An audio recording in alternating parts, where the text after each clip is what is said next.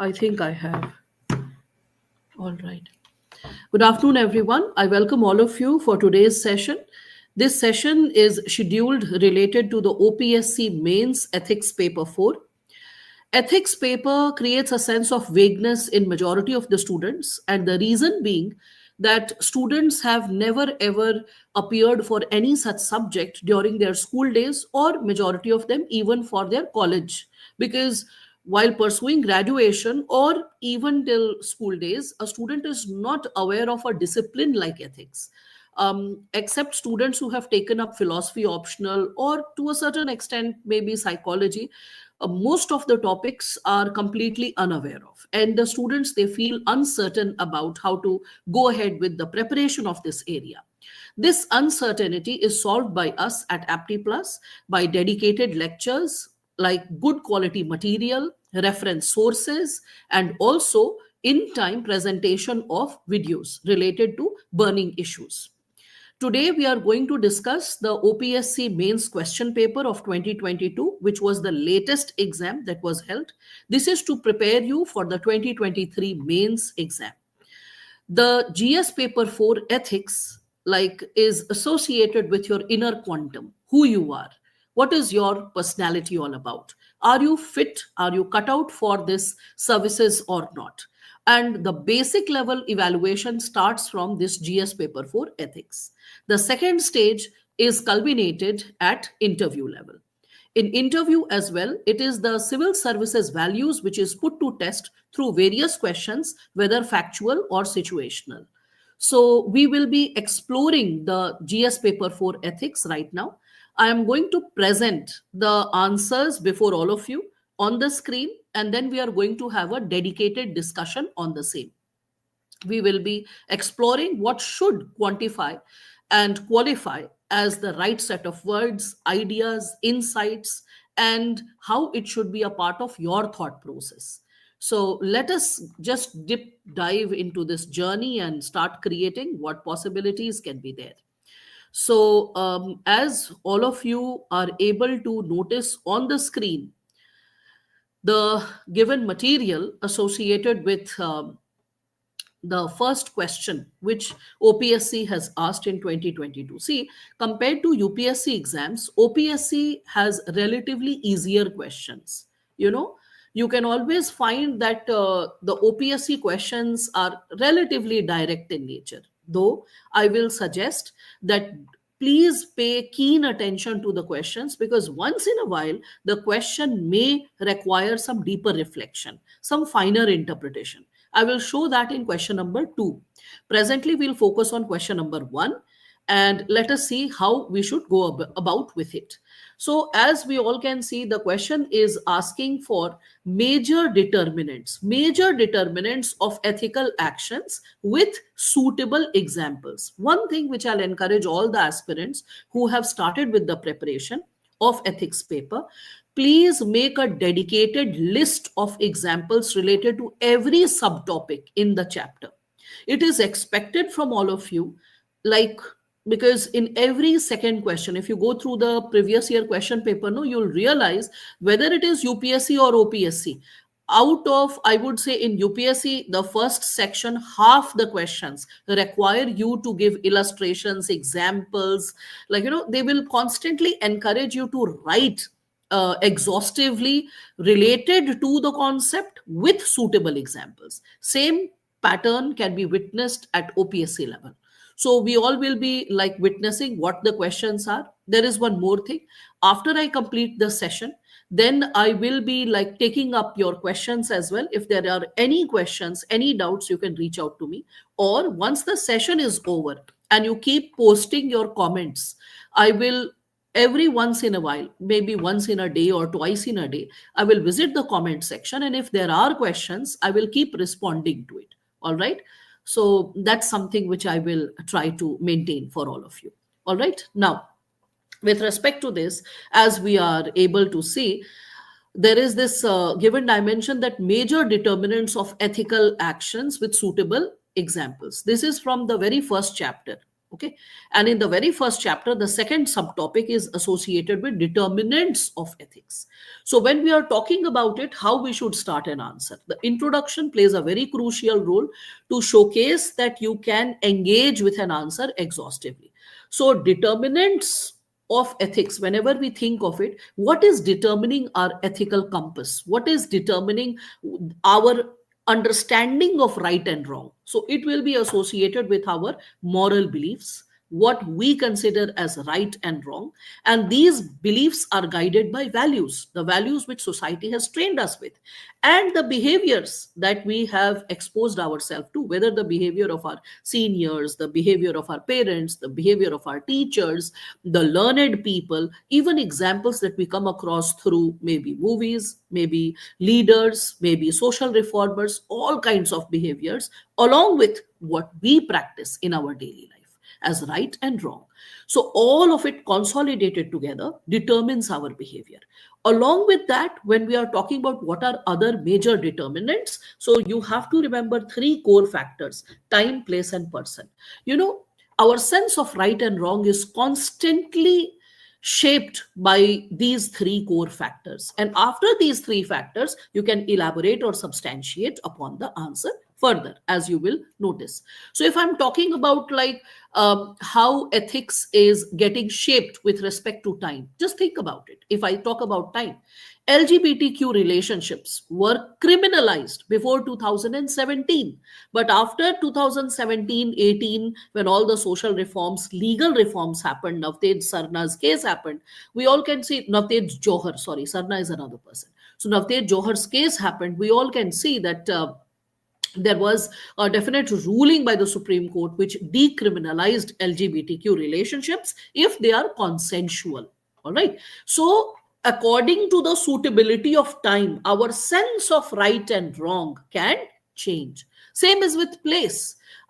Like, for example, if you see the Zulu tribe, and suppose you go to meet a person who is from that tribe, so the most ideal way, the warm way of greeting a person is spitting in the hand.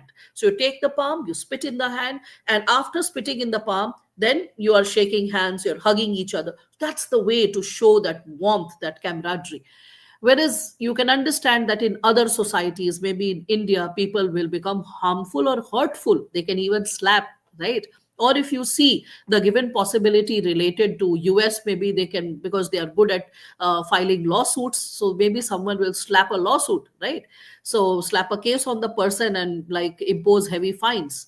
So when we are talking about what is right, what is wrong, what is ethical, what is unethical, it is suitable to also place.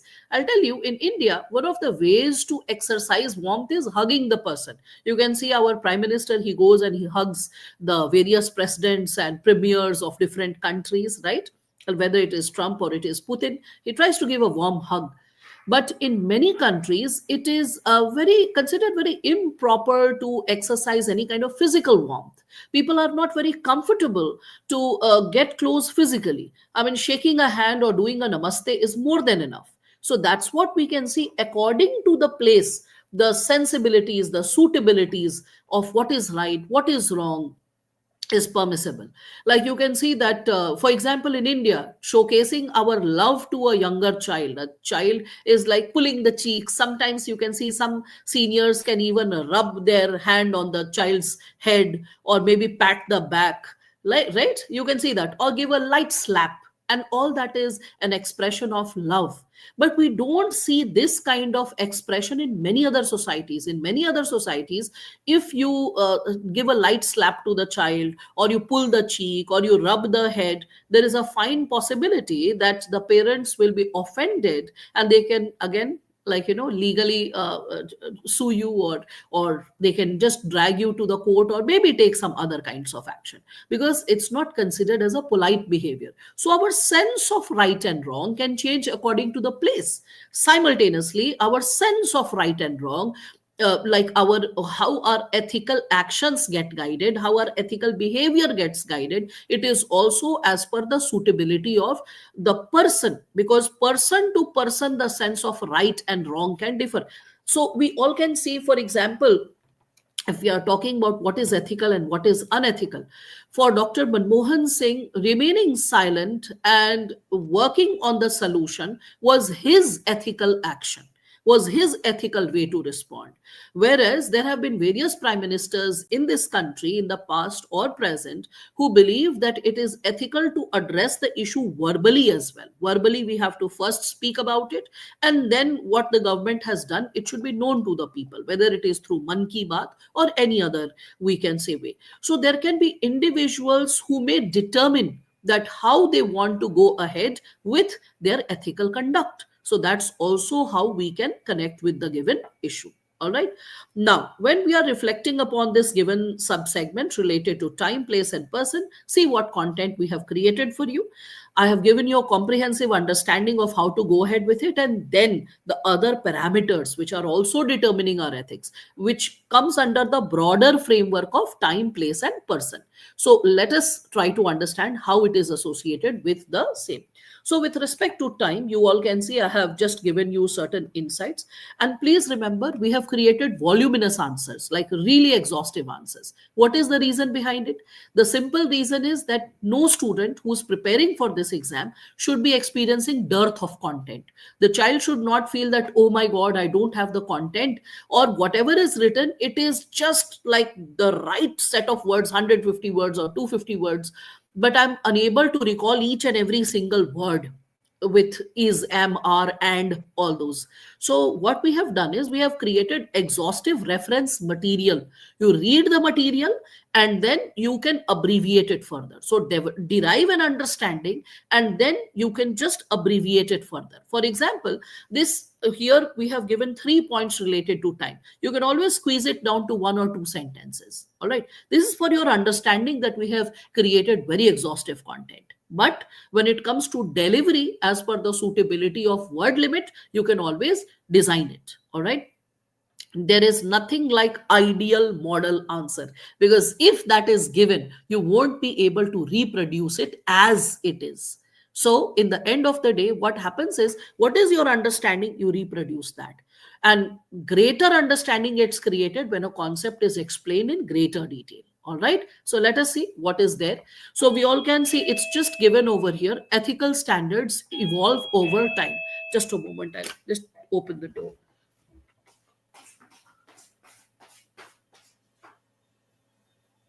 हाँ जी कौन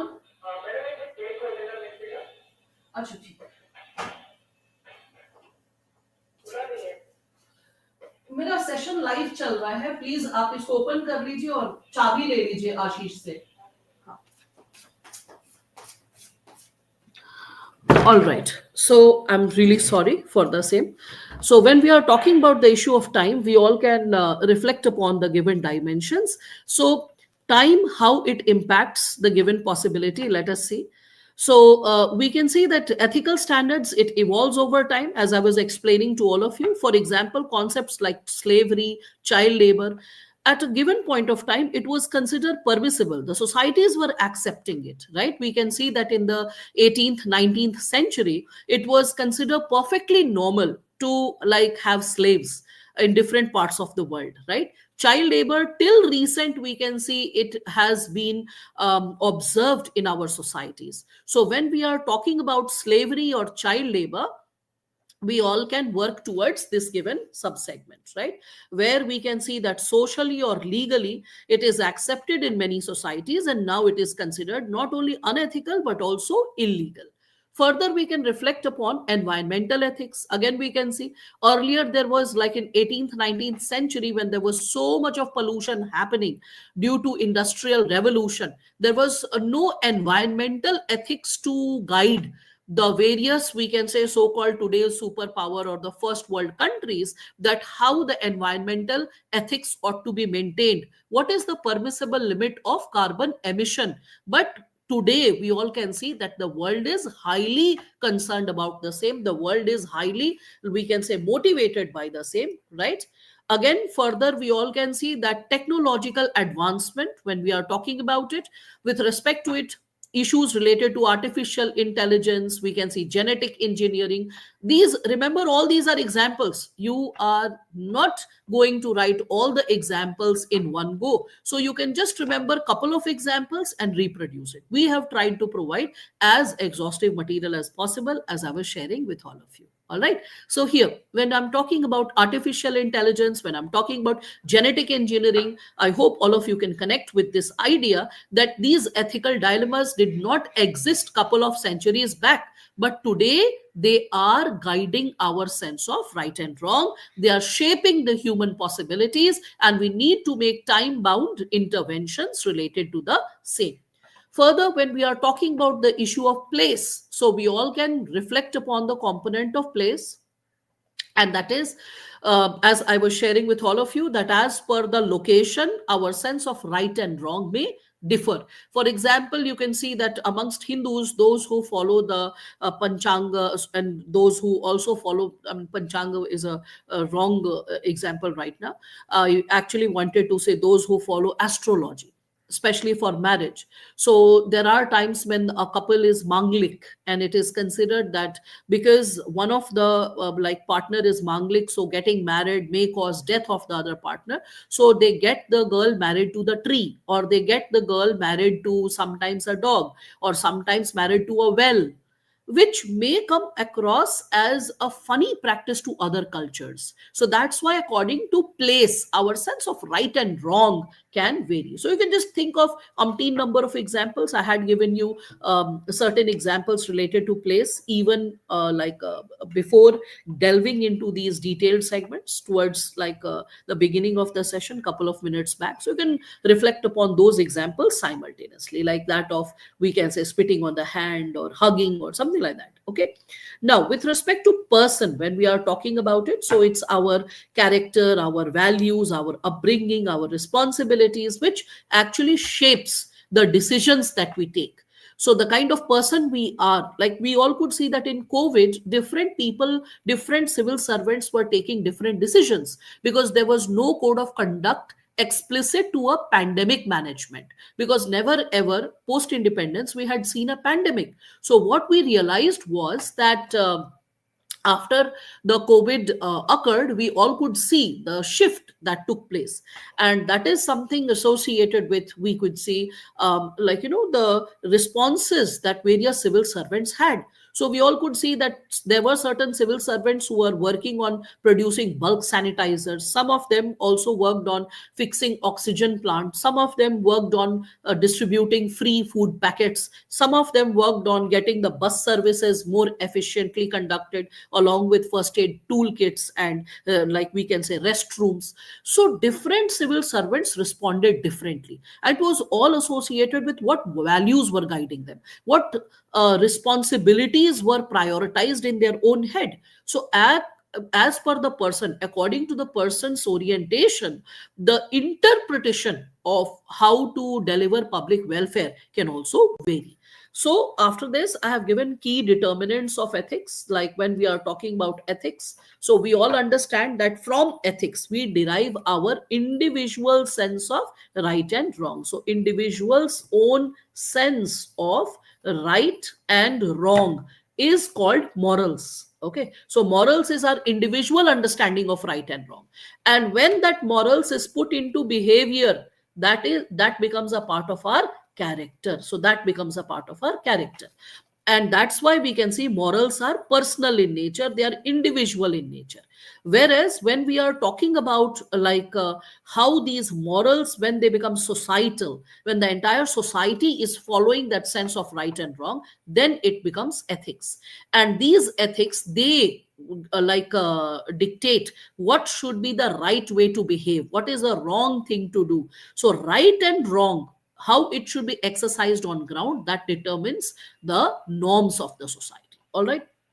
So as we are, from this diagram, when we are talking about determinants of ethical actions, so determinants of ethical actions, the broader umbrella is time, place, and person. And after time, place, and person, we can think about how cultural influences can give our sense of right and wrong, right? So here we can see, like, for example, tipping.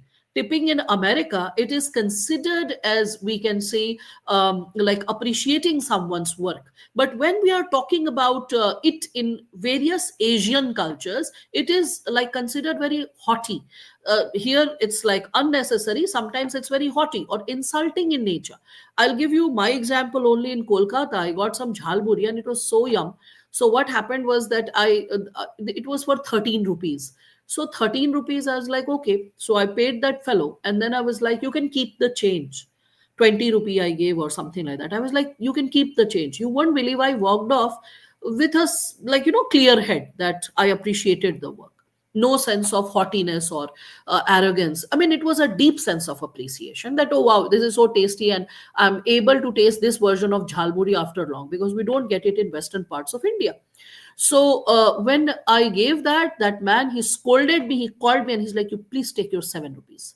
And I was like, because he had weighed the amount, and I was like, "No problem. It was out of regard." He's like, "Why should I take out of regard? I have taken 13 rupees. Why should I take your 7 rupees extra? I earn an honest money. I don't need your extra money." I was literally scolded for tipping. So please understand that it's not only in Kolkata, in various other parts of Asia, people do not appreciate tipping. And there are also ways how to tip. If you're actually tipping someone, one of the best ways is give the money with both the hands and bow your head and say thank you. Then the person will still be seeing that humbled expression rather than a take this money. Are you getting it? So that's also like one of the ways how you can probably work it out if you're traveling across Asia.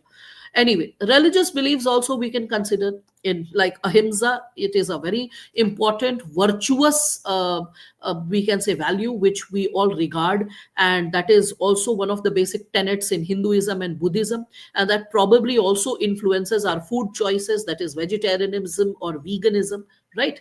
So that's how we can see ethical determinants of human action. So religious beliefs can also become, we can say, a determinant which is like influencing our ethical action. Same is with law, legal systems. There can be laws that can encourage us to behave in a specific manner. So we can think of RTI, and how RTI encourages us to be like more informed, to be more, we can say, capable of asking the right questions, becoming more, we can say, guided to make the system accountable, right? So that's how you can think about it.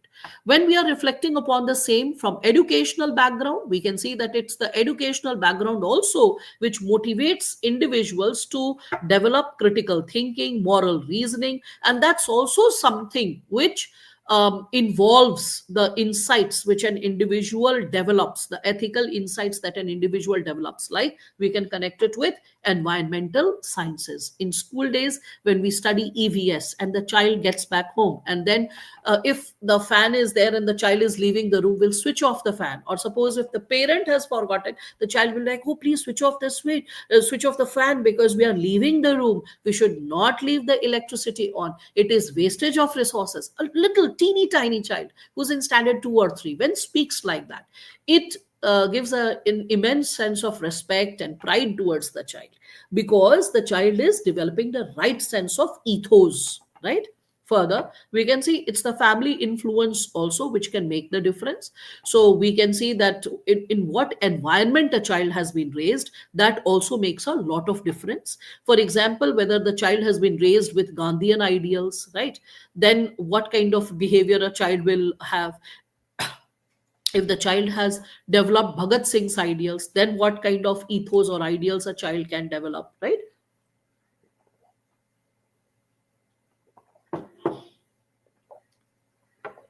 So you can go through the various examples related to this.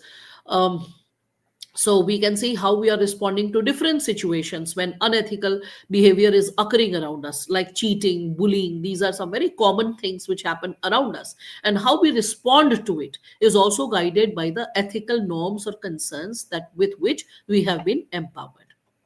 Then further we can see, when we are talking about it, our personal experiences, that also determines what is right, what is wrong. For example, when we are reflecting upon the dimension of gossip, okay, so a person who has always seen the given dimension of gossiping happening in and around the environment, the person may engage in, like, spreading rumors or spreading false possibilities or fabricated truth, right? All those possibilities can occur. Same, the professional code of conduct. What is it like engaging you with? So we all can see that doctors, they are bound by the Hippocratic oath to not harm anyone. That's why we can see that whether the soldier has come from the enemy camp and is hurt, the doctor will try to heal the person back to health, irrespective of which side the soldier belongs to. So that's how we all need to understand that ethics, when we are talking about it shaping our behavior, it is guided by various forces. And all these given sub dimensions and examples that we have given to all of you is associated with the finer detailing of time, place, and person. Like economic factors, you can again consider that the economic factors will also somewhere like determine how a person behaves. Why is there higher rate of crime in third world countries compared to first world countries? The reason is deprivation. When there is economic hardship and deprivation, tendency of deviance increases. Please do not think that it's like labeling a poor person as a thief. No, not really. It's like when there is severe amount of deprivation, then a person starts struggling with ethical dilemmas: what is right, what is wrong, and the tendency to slip can be higher. All right. Last but not the least, it is also the philosophical theories, ideologies that we are exposed to. They can also shape our sense of right and wrong, how we should go ahead with. Like, for example, Gandhiji, we could all see he was guided by the deontological philosophy, whereas we all could see that Subhash Chandra Bose, he was guided by teleological philosophy, that is, focusing on the end, focusing on the goal, right? Same was with, to a certain extent, with Bhagat Singh also, right? So certain individuals, the kind of behavior they possess, it is also shaped and guided by the philosophical discourse that we have. All right, I hope all of you can understand that now. So, when we are talking about this given dimension, we can also reflect upon it related to the various conclusions. Like we can see, you can either conclude with how ethical consciousness is shaped by our human experience, okay, and it is very crucial for our own liberal self interest. Or you can also talk about ethical values in general, how they are shaped, and like how it is constantly shaping our possibilities in the process, how it is shaping the possibility for the entire humankind, how and in which direction it is going to proceed. So there can be alternatives or various ways in which you can conclude this given question, and I hope you all can understand that. You can read the answer in greater detail at your comfortable pace. We'll be providing the details of the answer, but interpretation of the question, because there is no dearth of content in the market, right? We have a lot of content. What is really lacking is someone who can explain and simplify, and the purpose of this lecture is just the same. That's what I want to hyphenate related to the question when we are talking about it in the this part. That is, the first part was there, or if you were not attempting the determinants of ethical actions, then you can reflect upon this question. You could have chosen this question, that is, explain specific ethical practices. So specific ethical practices at personal level, ethical practices at organizational level, ethical practices in public sphere, and practices that are binding to all spheres, and see what is expected, citing examples. I told you, you have to give a lot of examples of great administrators. So you need to remember a lot of examples. So I'll always encourage, make a list of examples related to every subtopic, make a list of values, make a list of ethical dilemmas. It will ease your journey, how you are engaging with the questions. So here, first and foremost, what has been explained is what is ethical practice. So ethical practice, it is associated with what? So it is associated with organizational behavior. It is related to all aspects of our existence, whether it is organizational conduct, and then there is an elaboration related to what is organizational conduct. It can be corporate governance, employment practices, sales techniques, stakeholder relations, right, accounting practices. And it is also related to, we can see, issues of product, what kind of product you are designing, and what kind of corporate responsibility you are handling. So when we are talking about ethics at personal level, organizational level, and like public sphere, we can divide it into three specific points, and we can elaborate upon it. So first we are starting with personal sphere, and because the question says cite example from famous people, so first in personal sphere you are talking about what ethical, what is the role of the ethical values code of conduct, how it is shaping your possibility. So and then the example, so you can see personal ethical behavior involves acting in ways that reflect internal values and morals, right? So first you explain that what is the relevance of it related to the individual, and then giving examples associated with it. Please remember, if you don't write this part also chalega, this is an extra elaboration. How personal ethics is different from professional ethics. Just contradiction to it has been explained. This is just for verbal or personal discussion. This, if not included in the answer, then also it's okay. Because you can see I have differentiated personal ethics with professional ethics. So, professional ethical behavior, it involves external codes. External codes like medical code, legal code, right? There can be policies related to the workplace, all of it. All right. Example is what? So Sardar Vallabhbhai Patel, we have given his example. He was the first, like we can say, deputy PM and home minister, and he demonstrated the personal ethics of honesty, simplicity, integrity, and that is something which was somewhere rooted in the values of discipline and forthrightness that he had, and that is something which also shaped the way he like interacted with people, the way he shaped the possibilities for this country. Simultaneously, you can think about organizational ethics. Here, you can think of Dr. APJ Abdul Kalam. So, first, you are explaining what is organizational ethics, all right? How it is associated with strong leadership, clear standards, ongoing education, training, reward for good behavior, open communication with everyone. Okay, employee engagement. If you're senior, you should be able to generate that trust amongst everyone, junior, all kind of stakeholders who are associated with you. And then you're giving the example of Dr. APJ Abdul Kalam. Kalam Sahab, if we can see that he was very much respected, not only by the entire nation, prior to that, when he was a senior scientist, by all the people in his department, because he actually exemplified the teamwork. When I was your age at that time, I remember that there was this example which I had read related to Dr. Kalam, that he was a leader who led from the front as well as from the back. Led from the front when there was a specific missile launch which had failed, to which Dr. Kalam, he accepted the failure and he said that I, on the behalf of my team, take the complete responsibility for the failure. So when there was the failure, he kept his team behind and he took the onus of responsibility. And when there was a successful launch later, then he pushed the team in front and he said that it is the team that should be felicitated. It's not I who has done it, because in the absence of my team, I could not have been able to do it. So I'm just the front face. I'm just the facade. It's actually them who have created this, who have made this possible. So, when you talk about Kalam Sahab, you can directly connect him with organizational sphere, the kind of ethics that is required. All right. So, the details you can read. I have given you some extra insight which is not written over here, and that's the benefit of listening to an session, an explanatory session. So in public sphere, we all can see that in public sphere, we can think about how the ethical practices can be prioritized. We can think about the various decisions we can talk about, right? So we all can reflect upon the different types of decisions that are taken in public sphere. Like, for example, Kautilya's Arthashastra, if you are reflecting upon it, he speaks about how statescraft and governance ought to be managed, how a ruler is supposed to ensure justice and welfare, okay, and how a sense of justice and equity be promoted for the welfare of the people.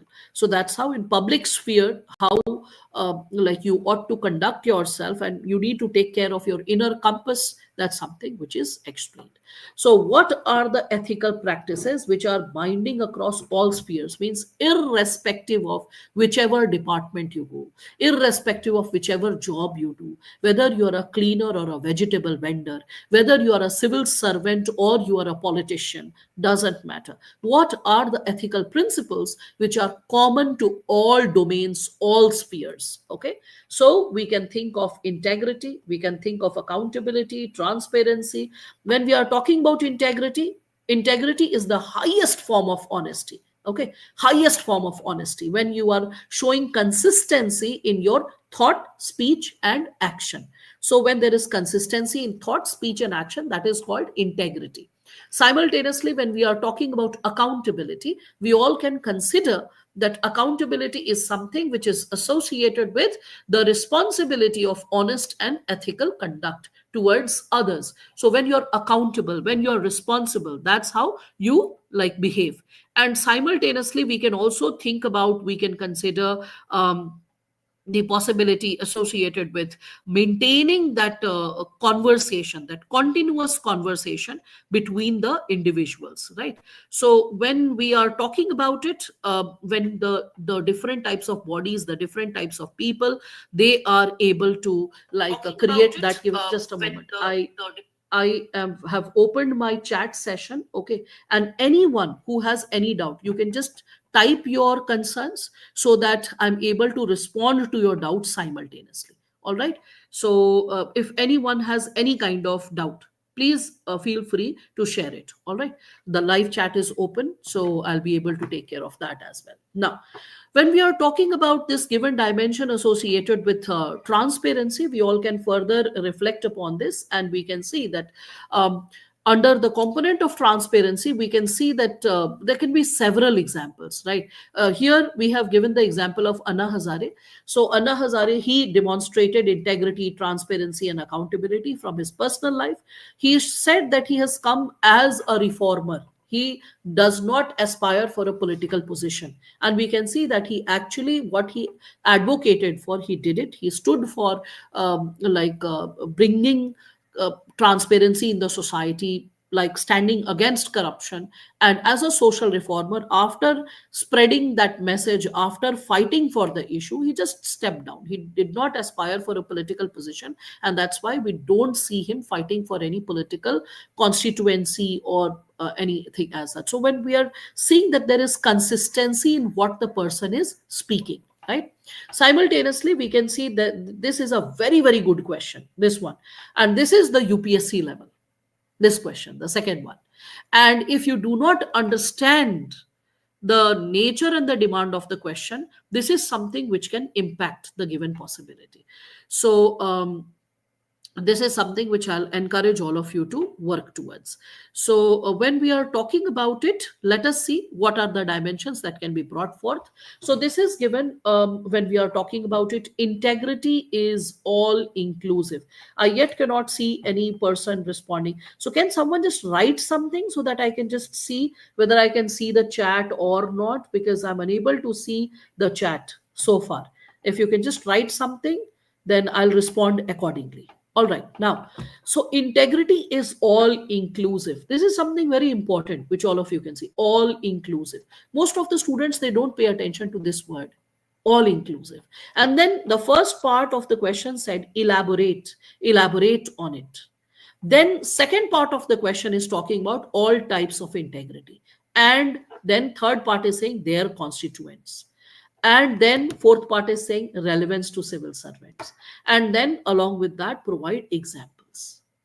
Now, in this, integrity is all inclusive. Elaborate on it. So, this becomes almost half of the question. So, whenever you see a question, always try to first understand the demand of the question, then break it open into the various parts in which it needs to be addressed.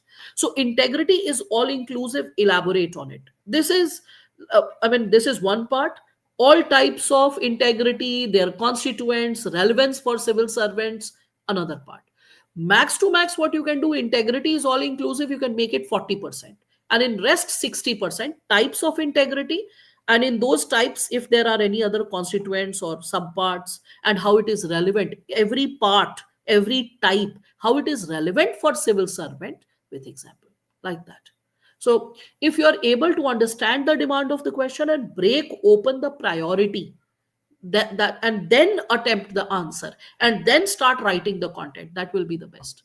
What I can encourage you is that whenever you find a question, because many of you must be beginners, what you do is on pen and paper, don't bother about time.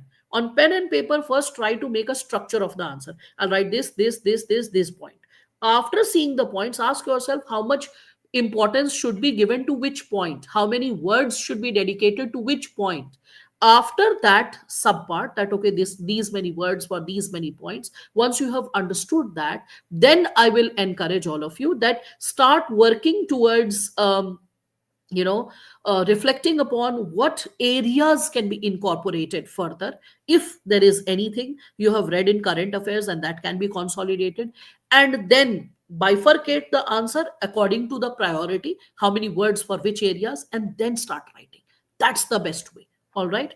So maybe considering the limitation that, like, I'm not able to see your messages, if anyone has written anything, I'll continue, because in the live chat, no one's message is getting reflected right now. So I'll continue with the discussion. I just explained the question to all of you. I yet repeat myself that even after the session is over, if you write your doubts or any kind of query, we will be responding to it even after the session is over and you're watching it in a recorded mode again or later. All right. Now, with respect to the introduction, when you are starting with it, first, like, give an insight related to what is integrity. So in simplified words, you can also write that it's highest form of honesty, whereby there is consistency. Please remember, this is a key word: highest form of honesty. Okay, then, and it is consistent. Consistent means at all times there is an integration between your thought, your speech, and your action. What you have done in the past, that should be in rhythm with what you are talking or doing in present. It should not be something whereby in the past you are something else, today you are behaving something else. All right. So it is an uncompromising adherence to strong moral and ethical principles. That is what will make you honest. In the absence of these, you cannot be honest. So the guiding light, the inner fire, is like, you can see, the moral principles, the ethical principles, the values, right? Then, after giving an insight, what is integrity? Then you should get into the idea how it is all inclusive. So, all inclusive. How, when you are a person of integrity, you are a person who will be, like, managing the given possibility of being tolerant. If you are a person of integrity, you'll be compassionate. Why? An honest person will care for others. A dishonest person will even siphon the funds from widow pension, right? So apathy will be there rather than compassion.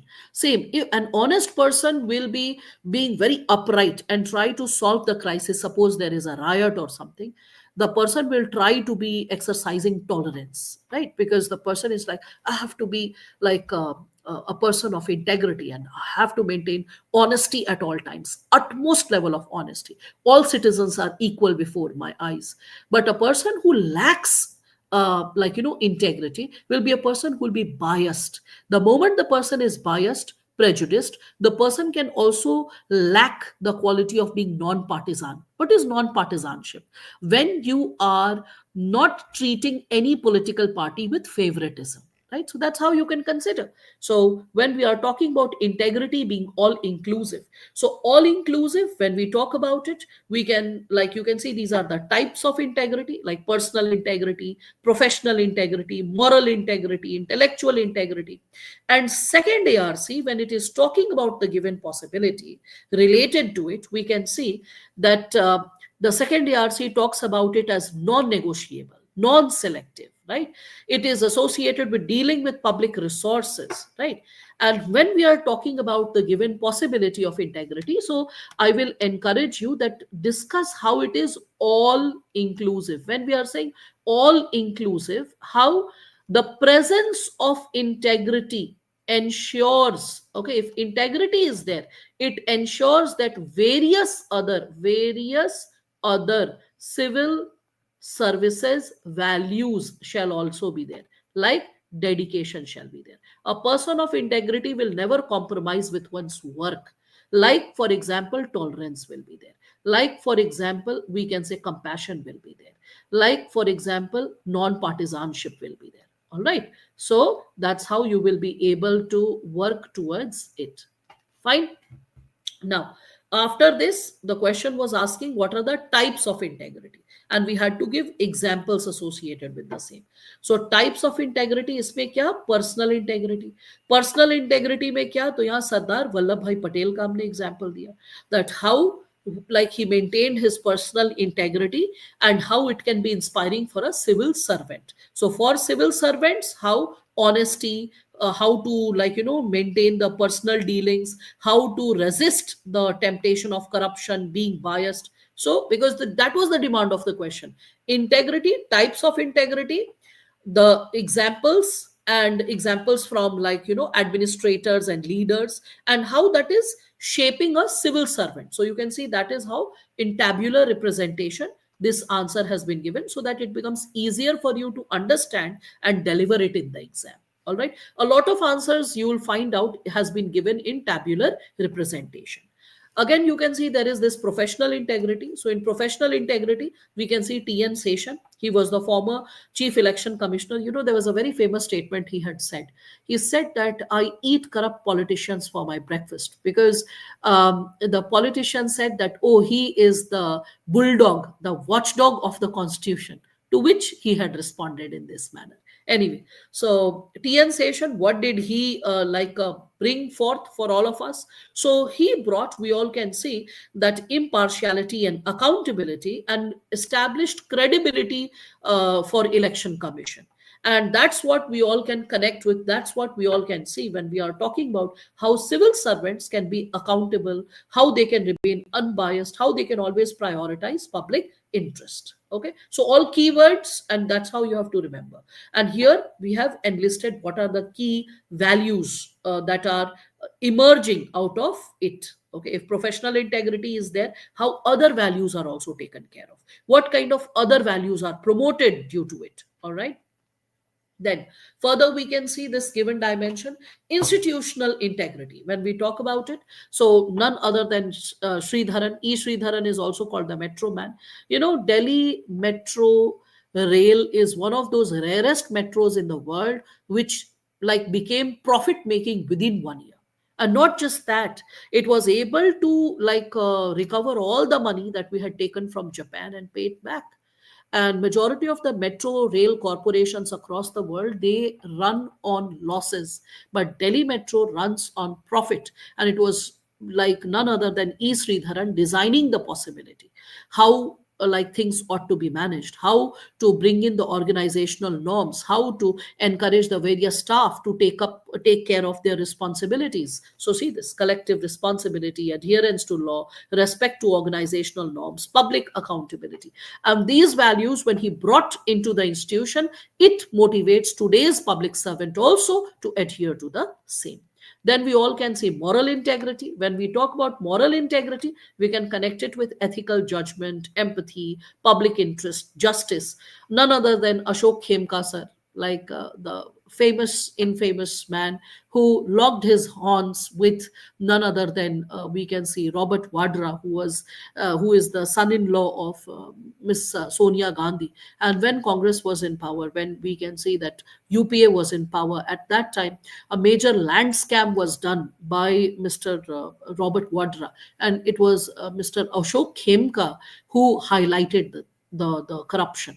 So we all can see that if he would have been, like, scared of the transfers, then, like, he won't have been able to disclose that. So he very fearlessly he uncovered the corruption, and that shows his dedication to justice and public interest. And that is something which will encourage other civil servants, because when you show dedication to justice, you exercise equity and compassion. You exercise that sense of empathetic touch towards the underprivileged or the marginalized sections. I hope all of you can connect with the same, right? Then, furthermore, when we are talking about it, we can connect it with intellectual integrity, that is, openness to truth or non partisanship.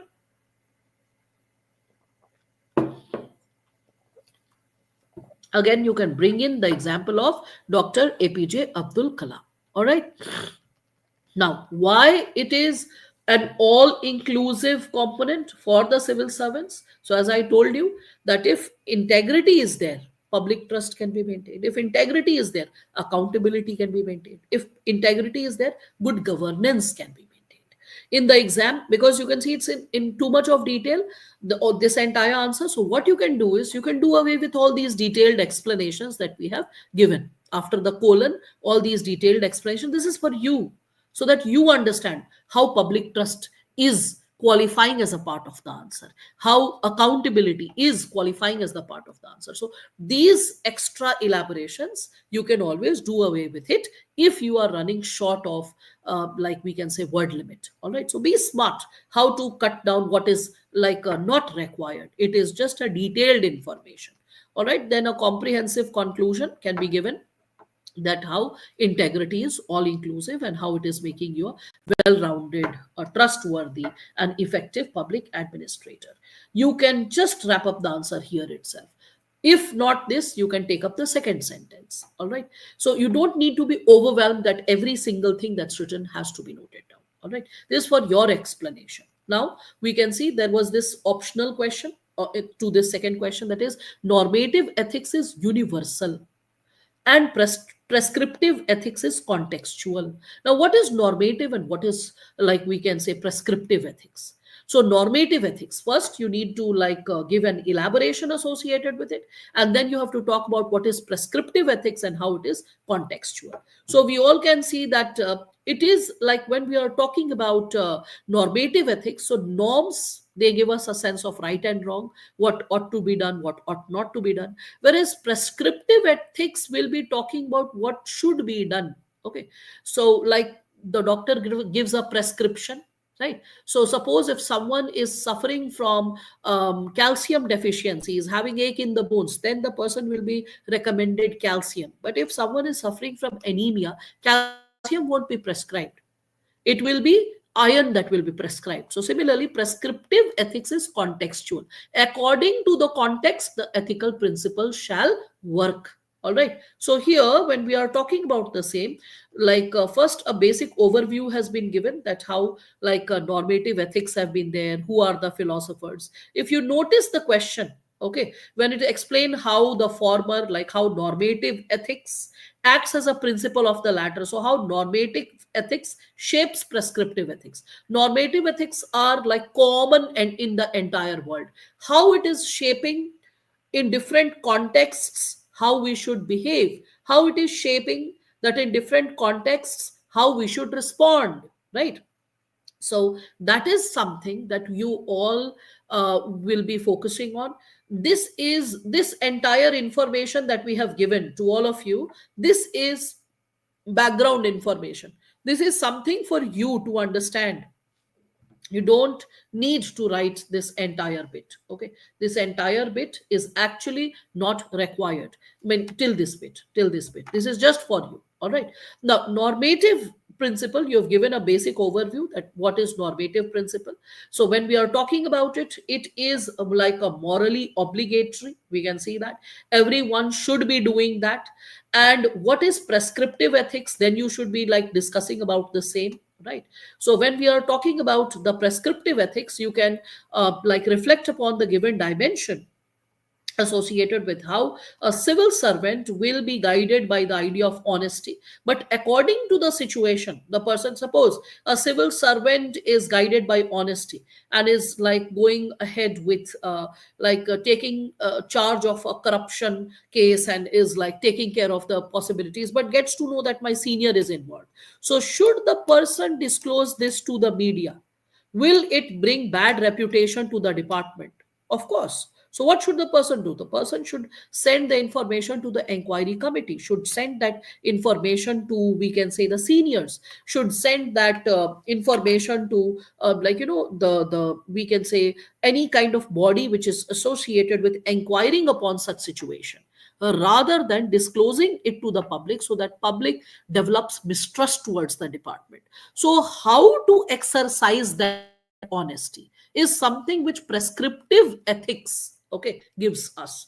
So with respect to the same, we can talk about how the given dimensions unfold for all of us. For example, if I'm talking about normative ethics, so normative ethics will give you a universal understanding of what is right, what is wrong, whether something should be done, whether something should not be done, okay, and what kind of consequences it will bear. Okay, so if you are like telling a lie, it will help like saving a person's like life. And consequentialism, it will say that do this because it is going to save a person's life. Whereas prescriptive ethics, it will be talking about in what situation, how the, like we can say, results should be evaluated. So the consequentialist principle, when we are talking about it, we can see, like for example, when we are talking about it, TM Scalanon, we can see that, God, it's getting so cold in Delhi. So, for example, we can see TM Scanlon. He advanced the idea of human rights. And just a moment, I'm really feeling cold. So we can see that he said that we should always fix our intention to deontology. Deontology means what are the set of values which are guiding us to the action. Means it's not the consequence which is important, it is the values, the path that we take, that is more important. What is the way that we are taking up, that is something which is very important. So at all times we should take care of the steps that we take which are leading to that given solution. All right. So here, when we are talking about it, we all can reflect upon the same.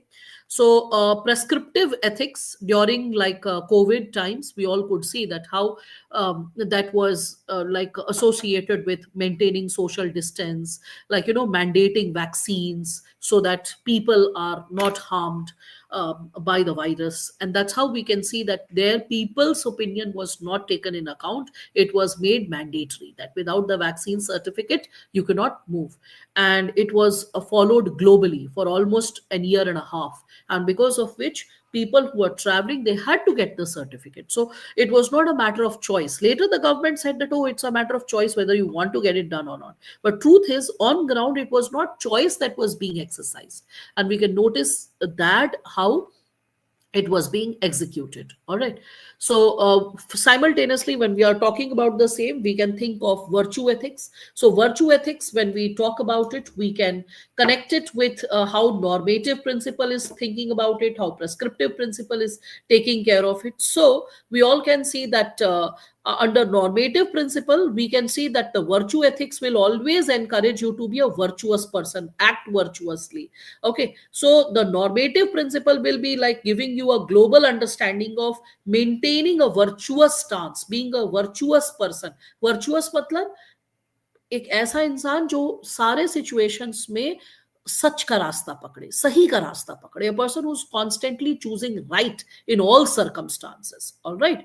So whereas prescriptive ethics, it will be telling you that prioritize the people who are more vulnerable. That is being more virtuous, because a person who's lagging behind, suppose there's a pregnant woman standing in a queue, old person standing in a queue, so they should be allowed a separate queue because they are physically more vulnerable and they need immediate release from the situation where they have to stand in long queues and which can impact upon their health.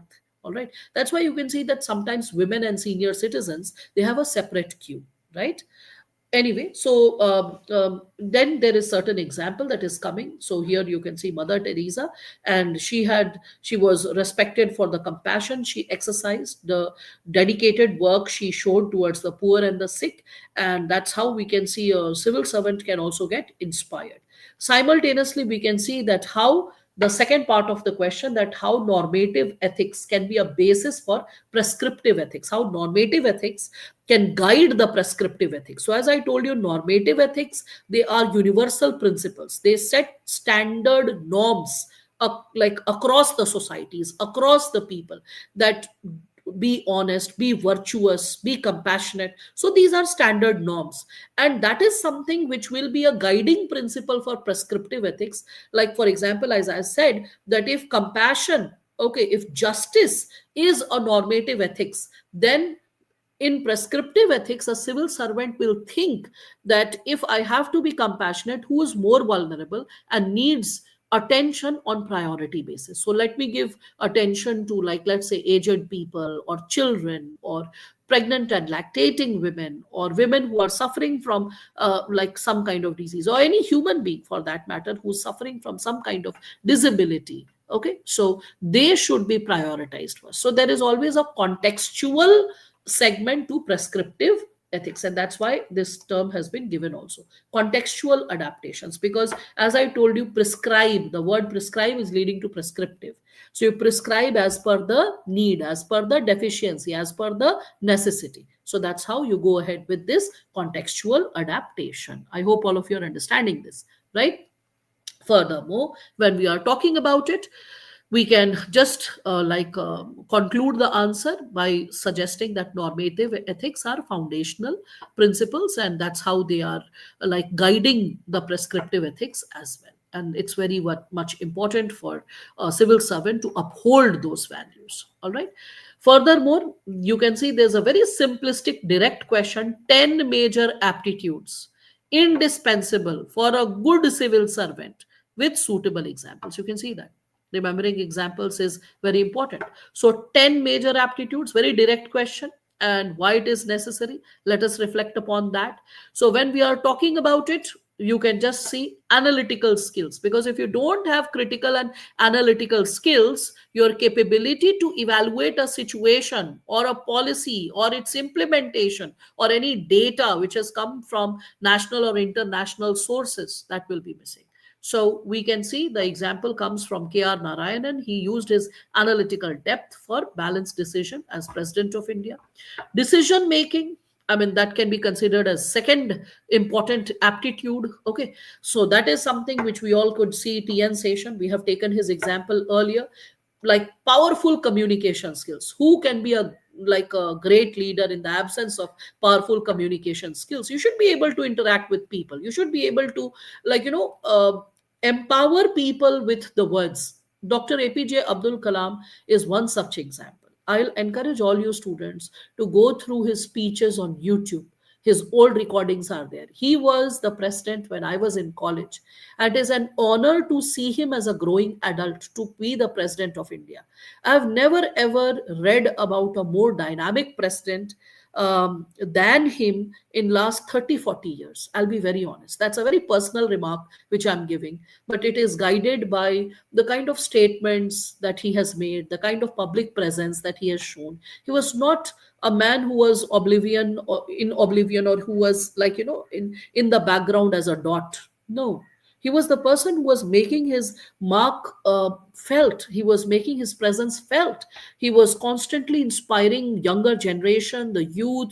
He was constantly giving his own insights related to public policy making, like such a through and through intellectual and gentleman. So, and whenever you'll read about him, like his book Wings of Fire, you'll see he writes in such simple language. So for powerful communication skills, you need clear negotiating capabilities, and you should be able to connect with people. So you can see the keywords: empathy and compassion. You can think of ex-IS officer Aruna Roy. She became one of the champion RTI activists, and her effort led to passing of the RTI Act. Okay, though now RTI Act has lost its teeth because of the recent amendment, which should not have happened. But well, integrity and honesty, you can think of Ashok Khemka sir, right? Simultaneously, you can think of adaptability and flexibility. As per the suitability of the situation, you should be able to adapt to the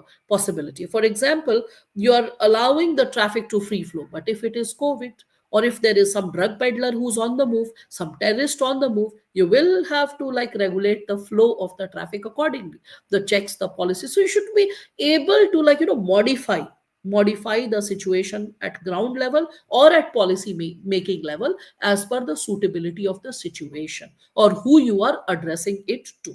All right.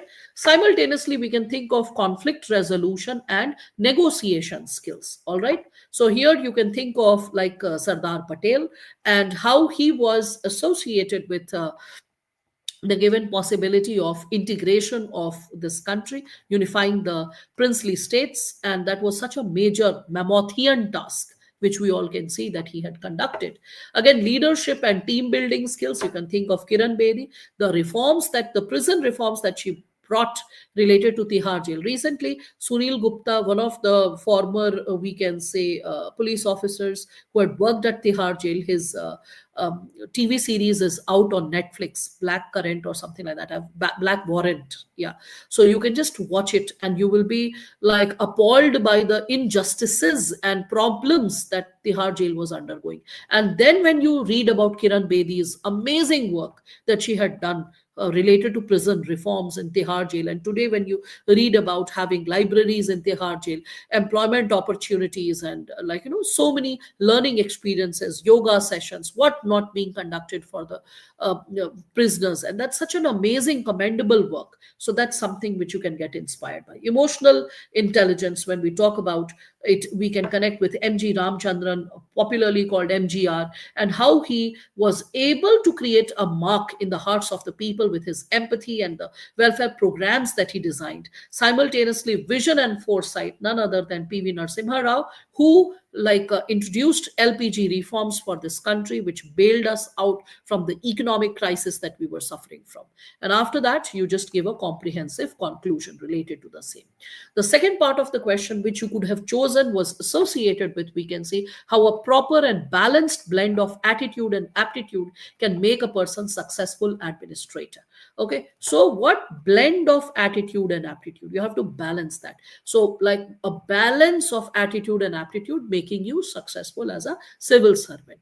So, first, in your introduction, you give an insight that how the balance blend should be there. Okay, so what is aptitude? Briefly, you can explain. Then, what is attitude? Very briefly, you can explain. And then you can talk about, after explaining what is attitude and aptitude, you can explain that how both are necessary technical abilities. They both are necessary so that the other civil services values like empathy, integrity, resilience, all of it can be communicated on ground effortlessly. All right. So after this like basic introduction, break open your answer into the given subparts. Like first and foremost, you can think about aptitude and attitude, and then you have to balance it. Okay. And when you balance it, what is the outcome? Okay. So this is the outcome.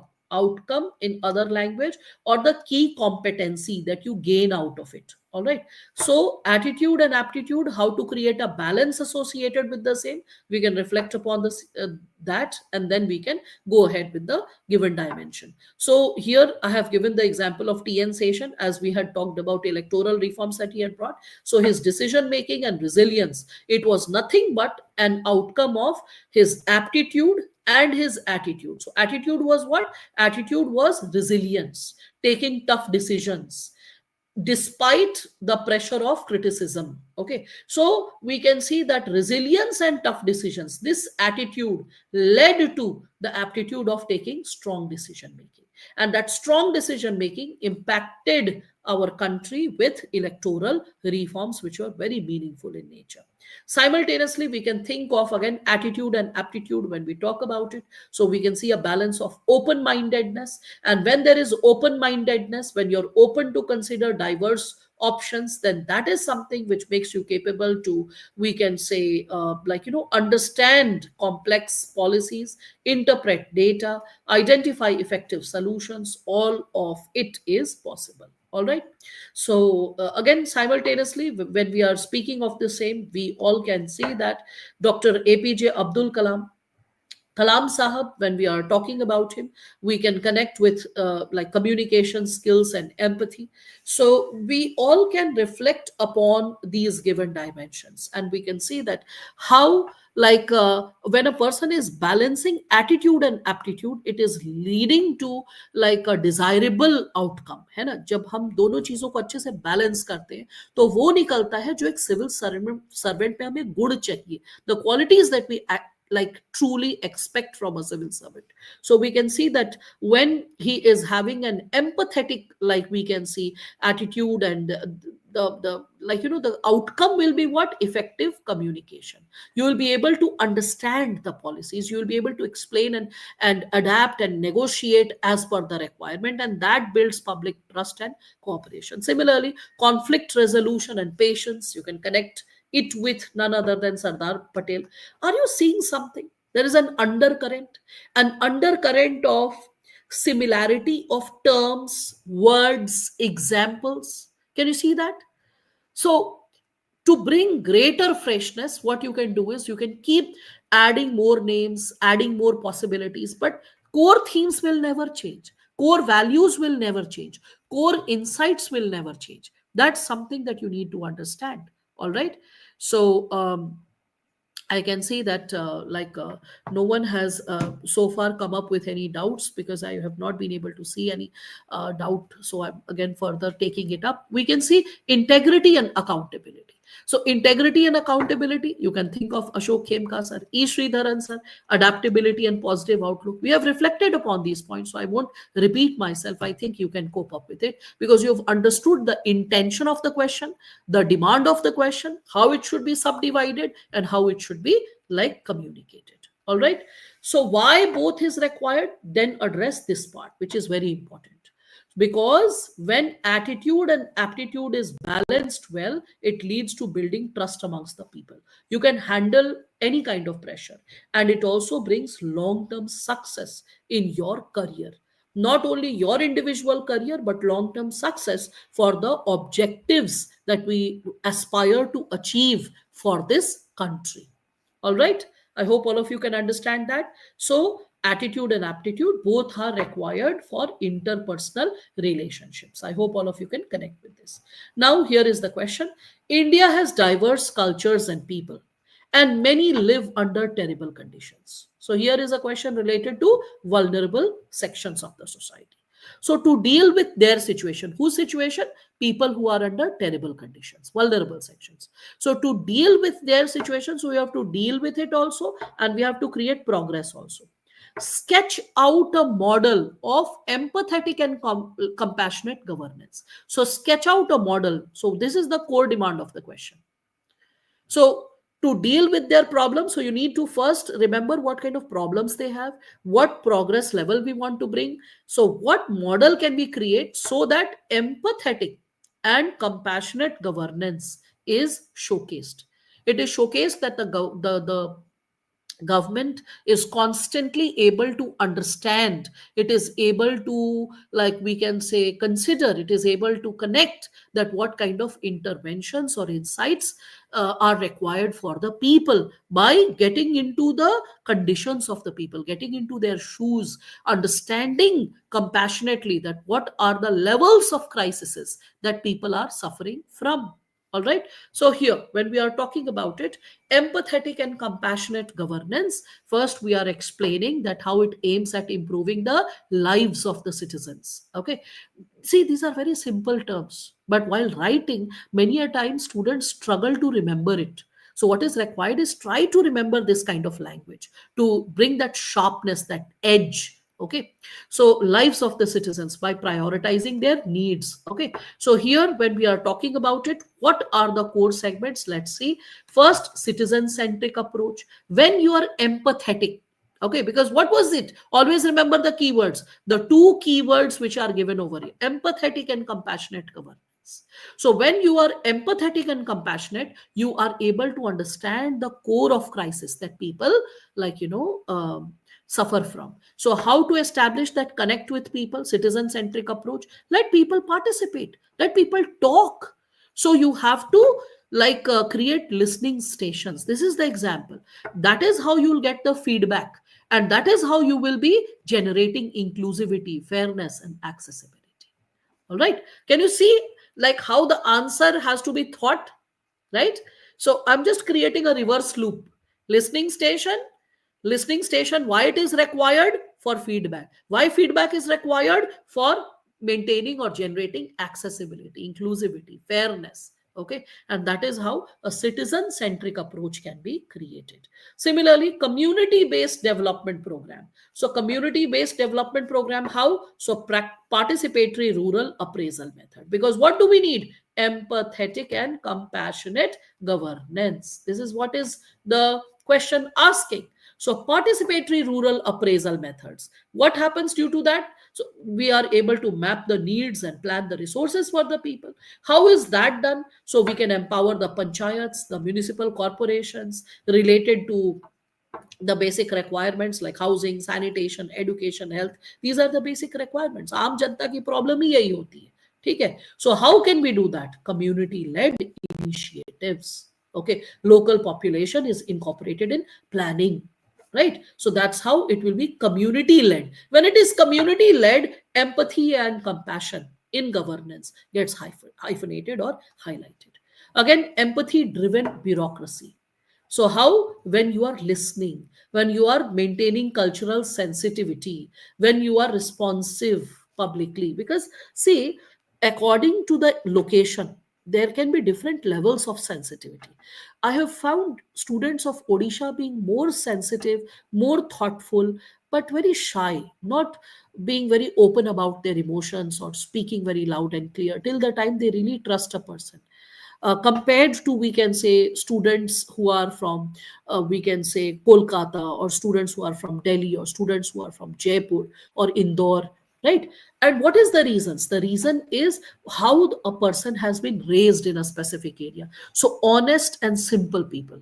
Similarly, when we are talking about, like, people in Bihar, they suffer from tremendous deprivation, and they have also, like, traveled a lot, so they have found out alternatives how to overcome a crisis, or how to, we can say, find alternatives to the crisis. So you'll be seeing that a person who is suffering from vulnerability in Bihar than a person suffering from vulnerability in Odisha will have two different response mechanisms.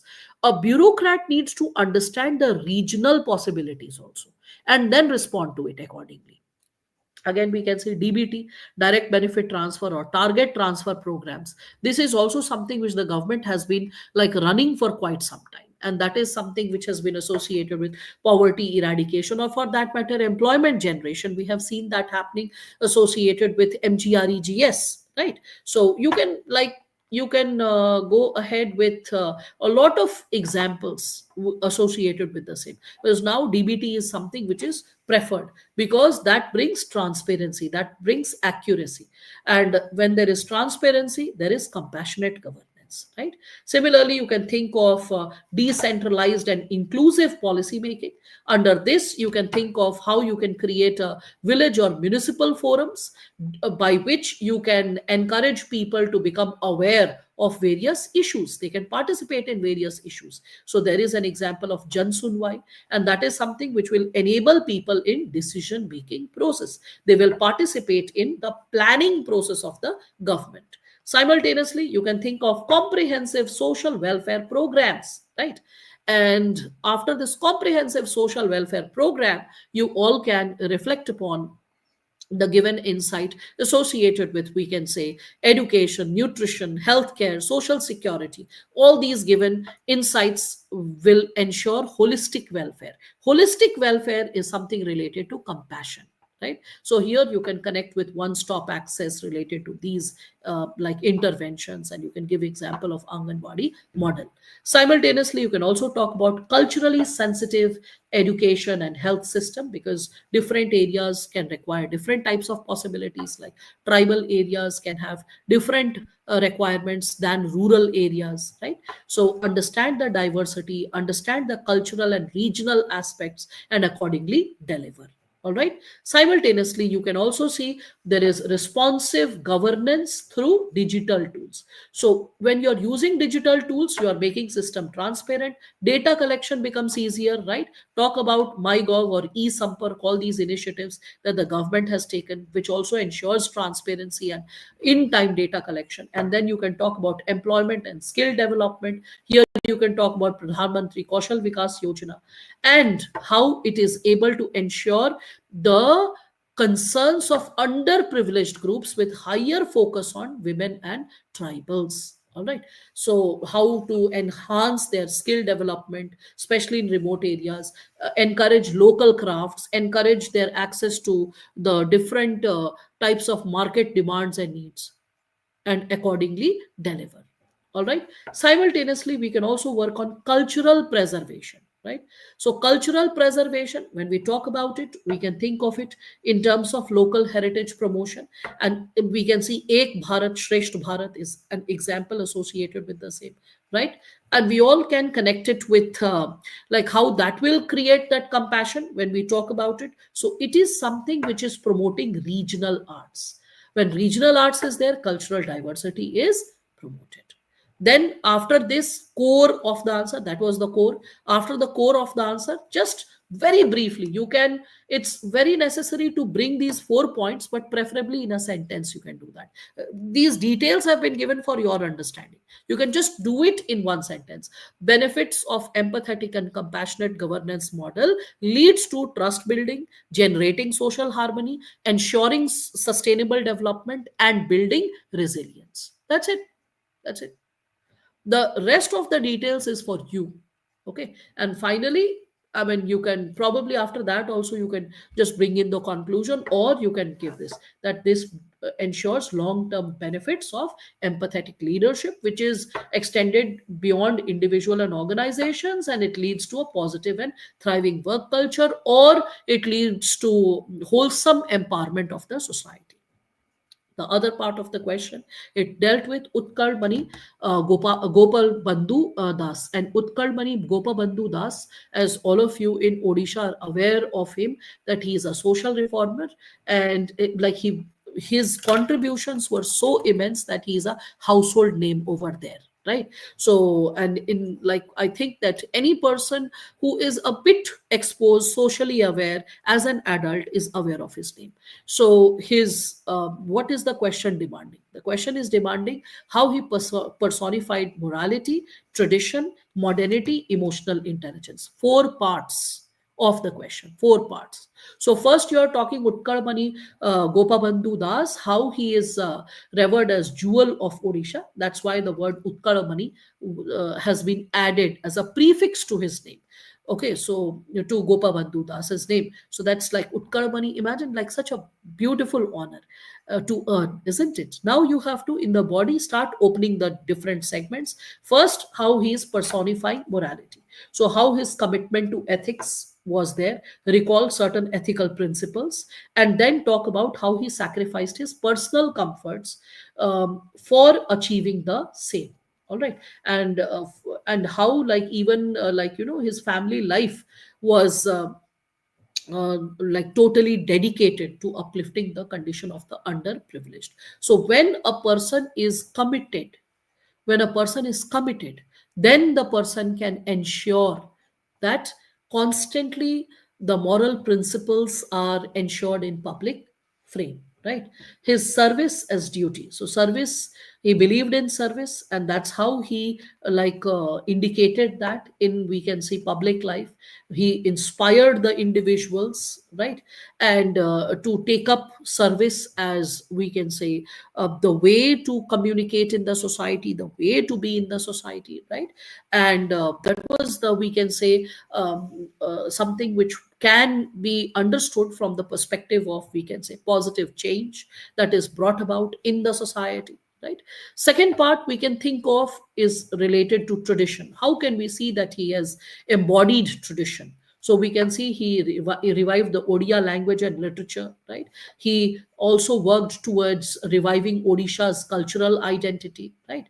He tried to establish Odia cultural foundation in the society's insight, and establish a sense of unity and pride in the society, pride towards the Odia culture.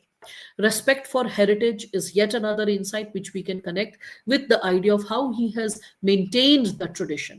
So, his humility, his honesty, his tendency to maintain communal harmony, all of it is something that was worked towards maintaining Odisha's heritage of social, political unity that it has witnessed over the centuries. So that's something that you can talk about. Again, we can see that he worked as a modern reformer. How modern? So the word modern can be associated with a person who's rational, who's logical. So that gets connected to two segments: educational initiatives and social reforms. So when we are talking about educational initiatives that he had taken, so Satyabadi Bana Vidyalaya, that we can see in Puri, it was an open air school. And nowadays, these open air schools are becoming famous. You can see in Scandinavian countries, and they are talking about this as a modern. Just imagine, he thought of it even decades before what today developing countries are thinking about to ascertain or to ensure. Simultaneously, he tried to bridge the traditional knowledge with the modern knowledge, and that holistic education is also a very modern thought. Simultaneously, we can see he has worked on social reforms like widow remarriage, eradicating untouchability, and fighting for women's rights. Right. So this is the third term that was associated with him, and the final term was emotional intelligence. How we can see that Gopabandhu Das was maintaining emotional intelligence, so empathy for people, especially during natural calamity or famine, the kind of deep sense of understanding towards human suffering and standing for people is something which shows his emotional intelligence. And that also gets expressed by his inspiring leadership. Whenever we go through his speeches, the actions he committed in society, and the way he inspired and mobilized people, that is something that you can reflect upon, right? And then on this basis you can bring a comprehensive conclusion that how his compassionate service has worked tremendously towards the betterment of the society, which has transformed and strengthened due to it. Now comes Immanuel Kant. There are three parts to the question, three formulations of his categorical imperative, and you had to explicate these three, okay, with respect to civil servants, how these three statements are relevant for a civil servant. First, so I'll explain these statements. The moment you understand the statement, you can yourself respond to the question. The actual game is about understanding the question thoroughly. So the three parts when we talk about it, first it is saying act so that maxim of your action should become a universal law. What does this mean? ऐसा व्यवहार करो, behave in such a manner that आपका behaviour universally followed हो सके, वो universally सबको inspire कर सके, across regions, across places, across situations, everyone gets inspired that wow this is how a person ought to behave. एकदम सिंपल सी मैं बात बोलती हूँ. I was once travelling and airport पे मैंने देखा कि कूड़ा फेंका हुआ है. मतलब किसी ने खाते हुए कुछ छिलका गिरा दिया होगा, नोइंगली अननोइंगली, कोई बच्चा, कोई adult, God knows who. So what happened was that as I was passing by, I was there with a friend. So what happened was that as I was passing by, I saw that, and वो नजर कैसे पड़ी कि मतलब she was just, we were we purchased some burger or something, और उसका ऐसे करके वो हल्का सा जैसे होता है ना, पेपर फाड़ते हैं और हल्का सा गिर जाता है, वो गिरा. तो वो उठाने को झुकी, मैंने कहा प्लीज उसके साथ उसको भी उठा लेना. Then she was like, and I was like, doesn't matter who threw it. What matters is we should keep the place clean. And there was a senior citizen who was sitting nearby, and he was reading a newspaper. But after that, what happened? He just folded the paper, he looked at me, and he nodded the head. So, when we talk about this, and I spoke in Hindi, interestingly, he couldn't even understand the language because he was a French, but he could understand what I said. So please understand that when you, whatever action you perform, when you are doing something which is good, which is something noble, which is something virtuous, it becomes a universal law. Simultaneously the second maxim. अब आपको जब ये content समझ में आ रहा है ना, तो आपको आगे इजीली समझ में आएगा. Effortless actual game lies in understanding the question. Second see, treat humanity in every case as an end in themselves, never as a means only. Never as a means only means दूसरे इंसान को ऐसे मत treat करो कि वो तुम्हारा काम कर दिया, अब चलता बने, हो गया. Someone has delivered a food packet, उसका इतना ही काम था, डिलीवरी कर दिया, delivery boy gone. Just ask the person, does the person need some water, is the person hungry? You can always offer a packet of biscuit, you can always give some water, right? So don't treat a person as a means to an end कि ये आदमी इतना काम किया, हो गया बस. Respect a person as an end in himself or in herself. Respect a person with utmost sense of care by respecting and honoring humanity. मानवता को महत्व दीजिए. मानव को, इंसान को एक निमित्त की तरह मत ट्रीट करिए. इंसान को एक रिसोर्स की तरह मत ट्रीट करिए. आएगा, इतना काम करेगा, चला जाएगा, बस इतना ही मतलब रखना है. एक इंसान को इंसान वाली इज्जत दीजिए. That's what the question is saying. And that's what Immanuel Kant had said. Amazing statement, right? Again, you can see every rational person is both subject and ruler of the kingdom of ends. आप अपने भाग्य विधाता भी हैं और आप जो है न केवल अपने भाग्य विधाता है, बहुत सारी चीजों को आप तार्किक तरीके से करते हैं, lot of things which you do rationally. So you are not only shaping the possibilities, you're also designing the ends. Let us get into the detail of all the three with greater emphasis and elaboration. So, first, Immanuel Kant's categorical imperative, how it is emphasizing on moral duty and universality. You can just, reflect upon that. Then go ahead with the three statements.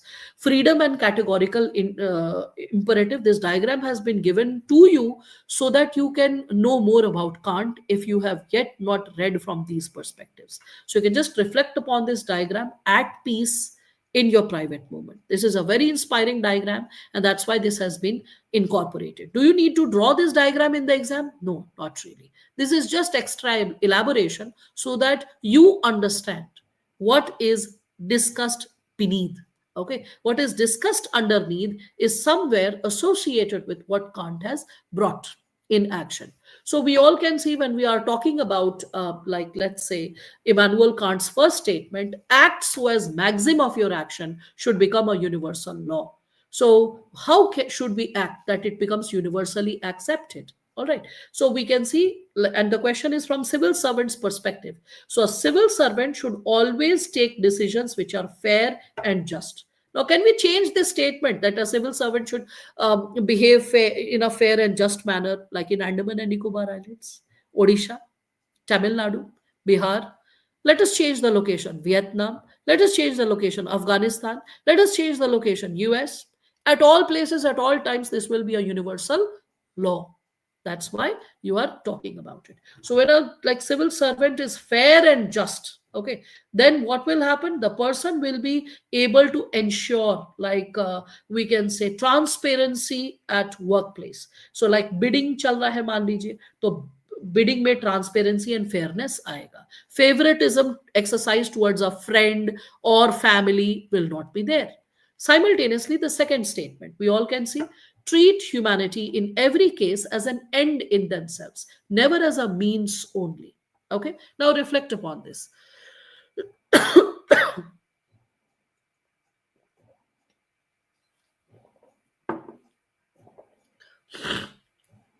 So treat humanity in every case as an end in themselves, never as a means only. When we reflect upon it, तो जैसा मैंने आपको बोला था कि treat every human being as a human being first, not as someone who's fulfilling a job for you. So the intrinsic value of human beings should always be respected. Their dignity, worth must always be respected. How it is related to a civil servant? So a civil servant should always respect, recognize the rights and dignity of all individuals, not look down upon them. Ato, you lesser brethren or lesser citizens, grade two, citizens who are not educated enough, who are not empowered enough.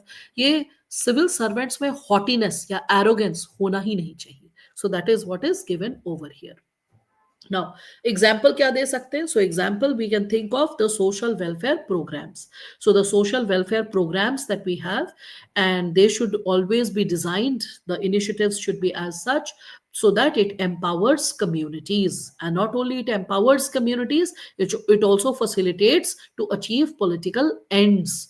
तो उससे क्या होगा? We'll be able to see to it that, the people will be participative in the various initiatives that are taken up for them.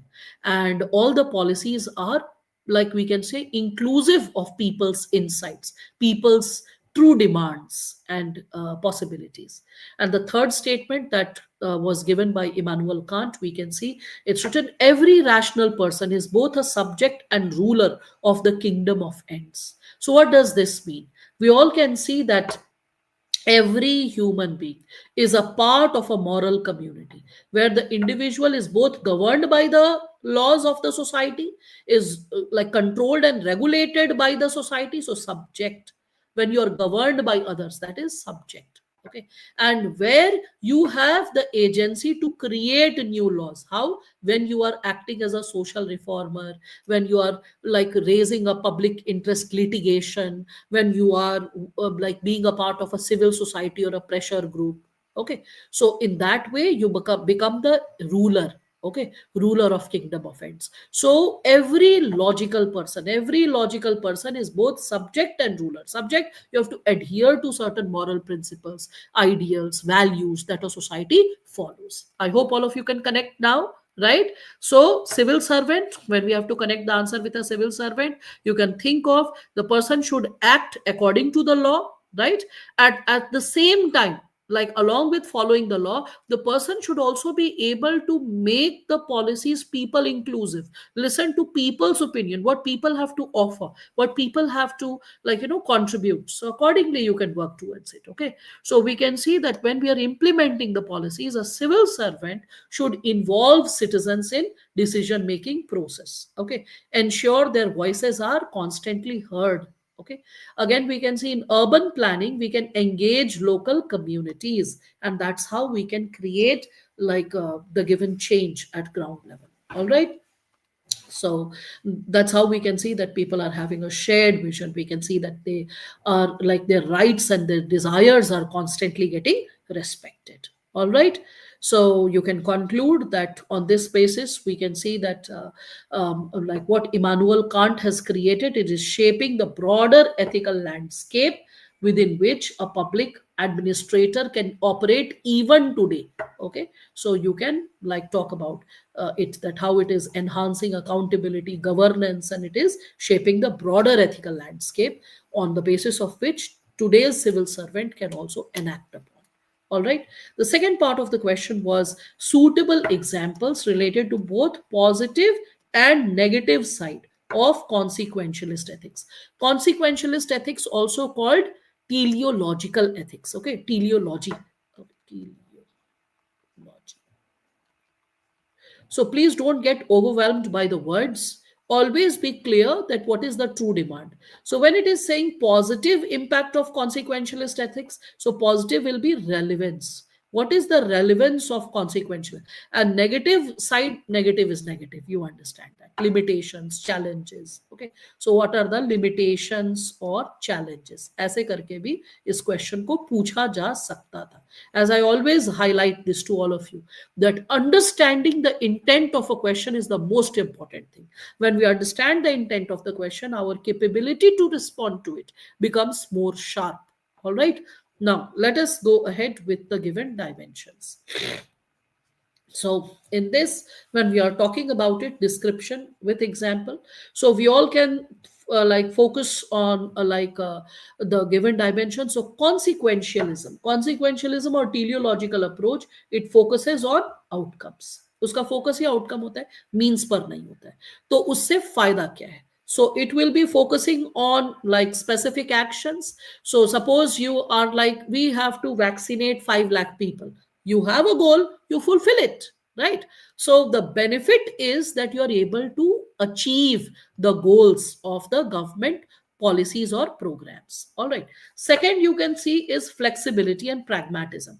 You can always be logical. According to changing circumstances, you can work your decision making, or you can work upon your goals, that how to achieve that specific goal. Suppose there is a disaster, or suppose there is any kind of we can say natural calamity or man-made calamity like riots and all. You can always like divert your approach to achieve the goal. All right, again we can think of efficiency in resource allocation. So efficiency in resource allocation can be connected with this given dimension. So you can work upon the cost benefit analysis in the infrastructure and the projects, and you can always see to it that you're not exceeding the cost. So when you are aware of the goal, you know how you have to work towards it to achieve it. All right, so that is something which you can bring in related to the given dimension. Furthermore, we can talk about promotion of social welfare. So when we are talking about promotion of social welfare, we can talk about the possibility of greatest good can be taken care of. Like for example, taxation policy that takes care of how to extract from the people who are able to make it well in the society, and from that money benefit those who are disadvantageous groups in the society. So that's how we can balance it out. Further, when we are talking about the negative aspects, under the component of negative aspects, we all can think about how this given dimension can be worked upon. So, under the negative aspects, we can think of various segments like the surveillance programs can be taken care of. Because when you are only focusing on the goal, you can sometimes violate the individual rights. Okay, so violate the individual rights for the in the name of greater good, in the name of public goals. So there can be surveillance programs that are great for national security, but we can see it can infringe upon individual privacy. Simultaneously, when we talk about the negative part, justification of harmful action, because you are focusing only on the goal. So you're like, oh, for the sake of this goal, if few people are getting harmed or hurt, let us ignore it. जिसका कि ज्यादा better example सिर्फ public policy से नहीं निकल रहा है, policy decision में नहीं, एनवायरमेंटल पॉलिसीज। आप इंडस्ट्रियल ग्रोथ के लिए हो सकता है कि आप long term environmental degradation cause कर दें, harmful action can occur, right? So this also qualifies under yet another subcomponent, that is short term thinking. It can encourage a short term thinking which is unsustainable, and when it is unsustainable in short term there can be benefit, but in long term it is going to cause the degradation or the challenge. Simultaneously, we can work on potential moral relativism. Okay, and when we talk about the potential moral relativism, we can connect it with the, like, the possibility of the justified outcomes. You try to justify that how the result may not be good for few people or few communities, but it is good for others. Like, for example, you can justify sometimes corruption, that okay, corruption keeps the, you can read about it in various articles, that many people say a bit of greasing of palms keeps the system running and keeps it efficient, it keeps the officers motivated. I mean, that cannot be justified. Or sometimes people, they justifies developmental initiatives in tribal areas, saying that okay, even if it is causing harm to few people but generating employment for millions, it is worth it. This lopsided approach and lopsided explanation can be given only by teleological or consequentialism or consequentialist ethics. Okay, when you focus on deontological, or we can say means based ethics, then you focus on the means should be as noble, as important as the goals. All right, so consequentialism is somewhere connected to utilitarianism. You can connect it with Jeremy Bentham's concept and greatest happiness of greatest number. That's the guiding principle, and that's why it can have its own set of results, at the same time its own limitations, and that's how you can wrap up the answer. Then starts the group B questions. When we talk about group B questions, you'll be seeing that here the so-called choices will not be there, and they'll be more associated with public administration and governance, how it is delivered on ground. So we all can see first Aristotle's notion of virtuous ethics. We have to discuss this, is the first part of the question. Second part, how it is conducive to private. So this is second part A. Second part B, organizational, and second part B, like a public transaction. So first you have to discuss what is Aristotle's notion of virtue ethics, and second part is talking about how this virtue ethics is helpful in private transactions, organizational transactions, and public transactions. In this way only you will see that the answer has been formulated for all of you. I believe all of you are aware of his virtue ethics, the golden mean, the idea of golden mean, which is very similar to that of Buddha's, we can say, middle path, right? So we all can see that, for example, if we are talking about courage, all right, so we all can see that the given dimension related to courage is between foolhardiness, वही that मतलब मेरे दादाजी बहुत वीर थे, किसी ने बोला, अच्छा बहुत वीर थे, हाँ वो जो एक बार शेर से लड़ गए, शेर से लड़ गए, अच्छा फिर क्या हुआ, क्या हुआ, शेर मार के खा गया. So this is what is foolhardiness. Okay, so too much of courage. So when courage is plus plus, too much, it becomes foolhardiness. And when it is in negative, then you are coward, you run away. even in those situations where you should stand up, where you should face, where you should be there for others. So you can draw this list. If not all words, you can give two, three examples. That will be more than enough. And after that, Aristotle's virtue ethics, you can just explain it very briefly. Okay. Uh, Please remember, you will not get so much of space to write. So you can very briefly explain that his concept of virtue ethics is related to moral virtues and intellectual virtues, which shapes the possibility of civil services values related to courage and temperance and the wisdom and education that should be there. His doctrine of mean creates balance in decision making, while eudaimonia, which is related to happiness or flourishing, it brings a sense of satiation, purpose. Satiation means satisfaction. So sense of satisfaction, purpose in human life. So this is how this elaborated content can be squeezed down into 3 or 4 sentences max. All right, you should know how to present the answer. Please remember, always learn how to present the answer. Then talk about how it is conducive to different transaction, the second part of the answer. For private transaction, for public, like organizational transaction and public transaction. So in private transaction, how like it is like going to build like good friendships, family relationships. It maintains honesty, empathy and loyalty. And then you can talk about how it impacts you in public, in private life. Then how it also facilitates your individual decision making. Okay. And that is a reflection of your character. It also helps you overcome dilemmas. Then at organizational level, when you are having virtue ethics, how it facilitates you in like corporate culture. After corporate culture, so give an example related to corporate culture. You can read the details, right?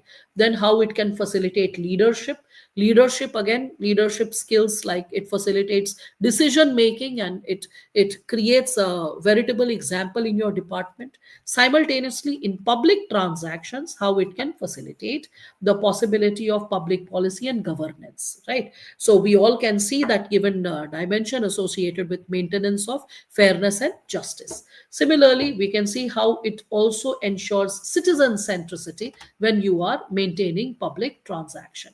So in this, you can just talk about this given possibility, that people can be involved, people can be incorporated in the decision making process, and that also creates an empowering possibility. All right. And finally, then you can conclude the answer. Then you can see there is this seventh question, which is talking about the ethical dimensions associated with utilization of public funds. Very simple, straightforward question. What are the ethical dimensions related to utilization of public fund? You can very briefly discuss what do you understand by the word ethical dimension, and what are the key components. Again, this entire bit can be compromised. It's like it can be associated with 1 to 2 sentences, because this is not the core demand of the question. Okay. So key components of ethical dimension, you can say that the key components associated with ethical dimension is related to moral principles, focusing on consequences, regarding the stakeholder perspectives, respecting the cultural context and diversity, full stop. Along with it, taking care of legal and professional standards as well as personal values, full stop. So 2 sentences, you complete this, and then you can talk about how the ethical dimension can be taken care of in public funds. So in public funds, when we are talking about the funds, how the money is spent appropriately, it is not diverted for any personal gain. Proper auditing, reporting and monitoring is taken care of, and that is how you are being accountable. Okay. Simultaneously, how you should public fund should be based on, we can consider transparency, where there is openness. You are creating a clear communication, and that is how you are making people aware of how the money is being spent, the tax money is being spent. That's why you can see that a budget is published by Government of India. So this becomes the perfect example for the same, that people are able to know where the money is being spent, and people can debate over it. They can take the issue before their MPs and get the issue raised in the parliament as well. All right. Then you can create equity and fairness. Equity and fairness can be associated with, we can say, taking care of the disadvantageous groups and taking care of the vulnerable sections and promoting equity in them accordingly. Simultaneously, how to maintain integrity and honesty. For integrity and honesty, you can talk about how, when you're dealing with public fund, you have to avoid conflict of interest and corruption. And that's why you have to take care of no bribery or embezzlement of funds is taking place. All right. And that's why you should disclose where the money is going. If there is lack of disclosure, that will create conflict of interest, that will create unethical malpractices, right? So you can talk about it.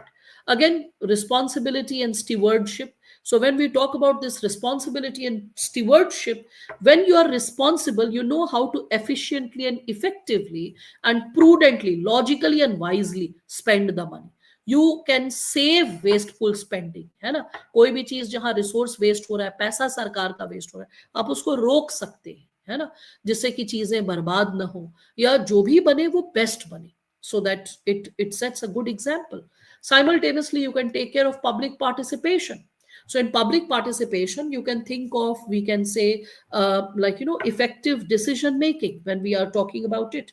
So effective decision making, that can be taken care of, and it can be associated with allocation of resources and public funds, and how ethical governance is maintained when you are taking care of the component of ethics in, we can say, the possibility of public funds, how it is being ensured. So you can take care of like the similar kind of insights related to, we can say, accountability, and you can align it with the community needs, because when you are an honest officer, you deliver what is required. Okay. You are not delivering what can make you make more money. Okay, so participatory budget can be ensured, and that is something whereby you can really understand what kind of local projects are required. There can be a democratic engagement of the people. Then you can also work on sustainability. So there will be sustainability. When we talk about this, you can think of how the funds should be spent in a manner that there is a long term return. There is a possibility of we can say, promoting environmental sustainability and economic resilience, and most importantly, you are able to preserve the resources in the long term. All right, so that's how renewable energy can like qualify as the best example, and that's how you can conclude the given answer, that how ethical dimensions, when that is related to utilization of public fund, what kind of qualities are ensured. All right. Then further, the question says, why are transparency and RTI adopted for the administration? The question's demand is why. Why is it taken up? So why means, what is the impact? What is the impact of transparency, and what is the impact of RTI? So the answer to why is the impact, and that is what you will be observing in the answer. I think you've understood what is required. So that's what we have given related to it. You can read all the keywords, that when transparency is ensured, it reduces corruption, malpractices. I think that's a predictable answer. So I'll run through this answer. It will empower citizens, right? So along with empowering citizens, it can promote good governance. So it can foster better interlinkage between, we can say, government and citizen. So it makes the system more participatory, and it can also encourage informed decision making, facilitate policy implementation, bureaucratic red tapeism can be reduced, right? And it can build a culture of openness, right? And it can promote human rights, right? So that's how you can work. So the entire focus of the answer was impact, how you are visualizing the impact due to transparency and RTI. ठीक है, तो ये points बिल्कुल आपको एकदम on the tips होना चाहिए. कैसे याद होगा? लिख लिख कर. Write and practice. When you write and practice it, it becomes a part of your muscle memory. And like, even when you are sleeping and someone is shaking and asking what is the impact of transparency and RTI, you can automatically respond to it. Then there is this question, you can see, I'll take the session, I'll stretch the session by 30 more minutes. I hope that's acceptable because in last 2 hours we have done a lot of questions. You must have noticed that initial questions had two subparts. So it looked like 5 or 6 questions, but it was actually 12 questions that we almost dealt with, right? So this is looking like question number 9, but it is not technically question number 9. This is almost, we can consider a 17th question or so. Now you won't find this or this. Now it will run in a smooth breeze. So we just have barely 6 7 questions to go, and we can easily do it in next half an hour. So all I need is your half an hour patience to go ahead with the same. All right. Now here we can see it is said this is completely associated with corruption, this question. Okay, so it is said that अब देखिए ना, अक्सर आप देखेंगे bridge बनते हैं, flyover होते हैं और बीच में ही टूट जाता है, खराब हो जाता है. सबसे मजेदार था मुंबई वाला एग्जाम्पल. इधर से फ्लाईओवर बना, इधर से बना, और ऐसा बना कि ऐसे हो गया. तो क्या जनता जंप करके जाएगी, गाड़ी कूद के जाएगी, जंप मार के ऊपर जाएगी? तो वो तो एकदम एक्सट्रीम एग्जाम्पल था. So sometimes we can see that there can be a breakdown when there is half construction or after immediate completion, and this is of course due to corruption. So the demand of the question is that why such situations are happening. I mean, it is due to lack of moral integrity, improper attitude, and the constraints due to which corruption is happening. So the first thing is we have to analyze how corruption is happening due to lack of this. This is part A of the question. And part B of the question is saying suggest preventive steps. And that is how we have to break open the question into two parts and discuss the two parts accordingly. So here you all can see that when we are reflecting upon this given question, we can see analyzing factors that are leading to corruption. First, you are talking about them, how lack of moral integrity or improper attitude or constraints they lead to corruption. So when there is lack of moral integrity, you will go for unethical practices like accepting bribes or cutting corners, cement कम और उसमें sand ज्यादा मिला देना, inferior material मिला देना, ये सब नॉनसेंस लोग करते हैं, राइट. शॉर्ट टर्म बेनिफिट्स आपको चाहिए तो उसके वजह से भी आप करोगे करप्शन. आप क्वालिटी कॉम्प्रोमाइज करोगे, सेफ्टी स्टैंडर्ड्स कॉम्प्रोमाइज करोगे, कोई मजदूर मर सकता है उस प्रोसेस में. You will also see that there can be some constraints like you will go for red tapism और like lacking oversight, insufficient funding. All those problems can also occur. Now, what are the preventive steps when we talk about it? So under the component of preventive steps, you can talk about like improving regular audits. So that is how accountability steps can be taken care of, evaluation, like, project milestones. You can work on enhancing transparency. So transparency how? So you can publish everything. When you publish, then it is on the public platform and people are aware of it. Then citizen centricity can be improved through monitoring the given dimension. So citizen feedback, community meetings, all that can be worked upon. And then robust and regulatory framework. So when there is a robust and regulatory framework, a strong and strict legal framework, then also anti-corruption bodies will have more teeth to investigate, to prosecute, and to bring all those people who are corrupt under the law and punish them or penalize them accordingly. Simultaneously, you can also reflect upon the last 3 points related to this question, that is training and awareness program, so that people themselves become stakeholders and they are able to question when such activities happen. You can performance based contracts, so you can monitor the progress through third party evaluations. That also keeps fairness and transparency in understanding where things are going wrong. And if there are whistleblowers, their protection needs to be ensured so that they do not become victims to malpractice and they don't die or they don't suffer or succumb to the problem. All right. Then the next question we all can see, this is explain moral obligations based on which corporate responsibility is fixed. Very simple, straightforward question. Moral obligations, the moral obligations which is fixing corporate responsibility. Moral obligation which is ensuring the corporate responsibility. All right. So here, when we are reflecting upon the same, we all can see that moral obligation is associated with what? So when within our own heart, when we know what we should do, what is right for us to do, what will make us more responsible. So moral obligation will always be guided by conscience. because that is something which will give you the sense of responsibility, and that is something which will guide you with respect to what is right and what is wrong. All right. So with respect to the same, when we reflect upon it, we all can see that what kind of possibilities can be ensured in the given process. So here we all can see with respect to this the obligation to stakeholder that we need to have. So when there is obligation to the stakeholder means the beneficiaries, the people.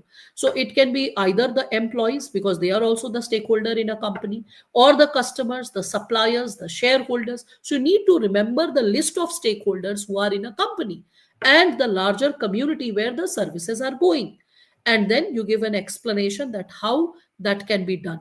So how you can maintain that sense of transparency and good quality, we can say, material or services that can be promoted. All right.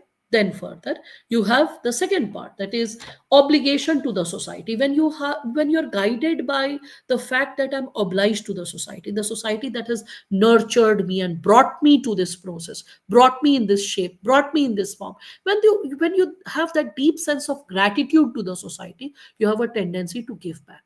You have a tendency to work towards it accordingly. All right. So here we can work according to the given dimension. Just a moment. Seems there's someone at the gate.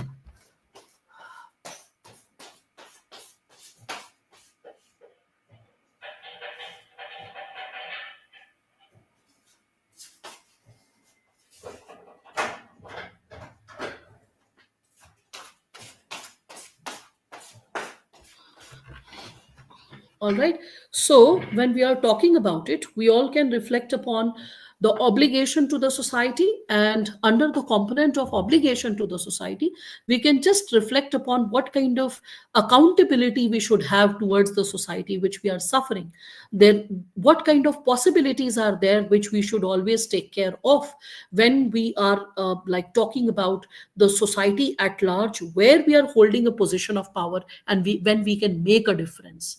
तो जब हमारे अंदर वो चाहत होती ना समाज को बेहतर करने की, उसकी हालत और मजबूत करने की, then we have a tendency to maintain that transparency, educate the people, what kind of initiatives ought to be taken care of, and what kind of empowerment is required in time. All right. Furthermore, when we are talking about it, we can think of the obligations that we need to have towards the environment.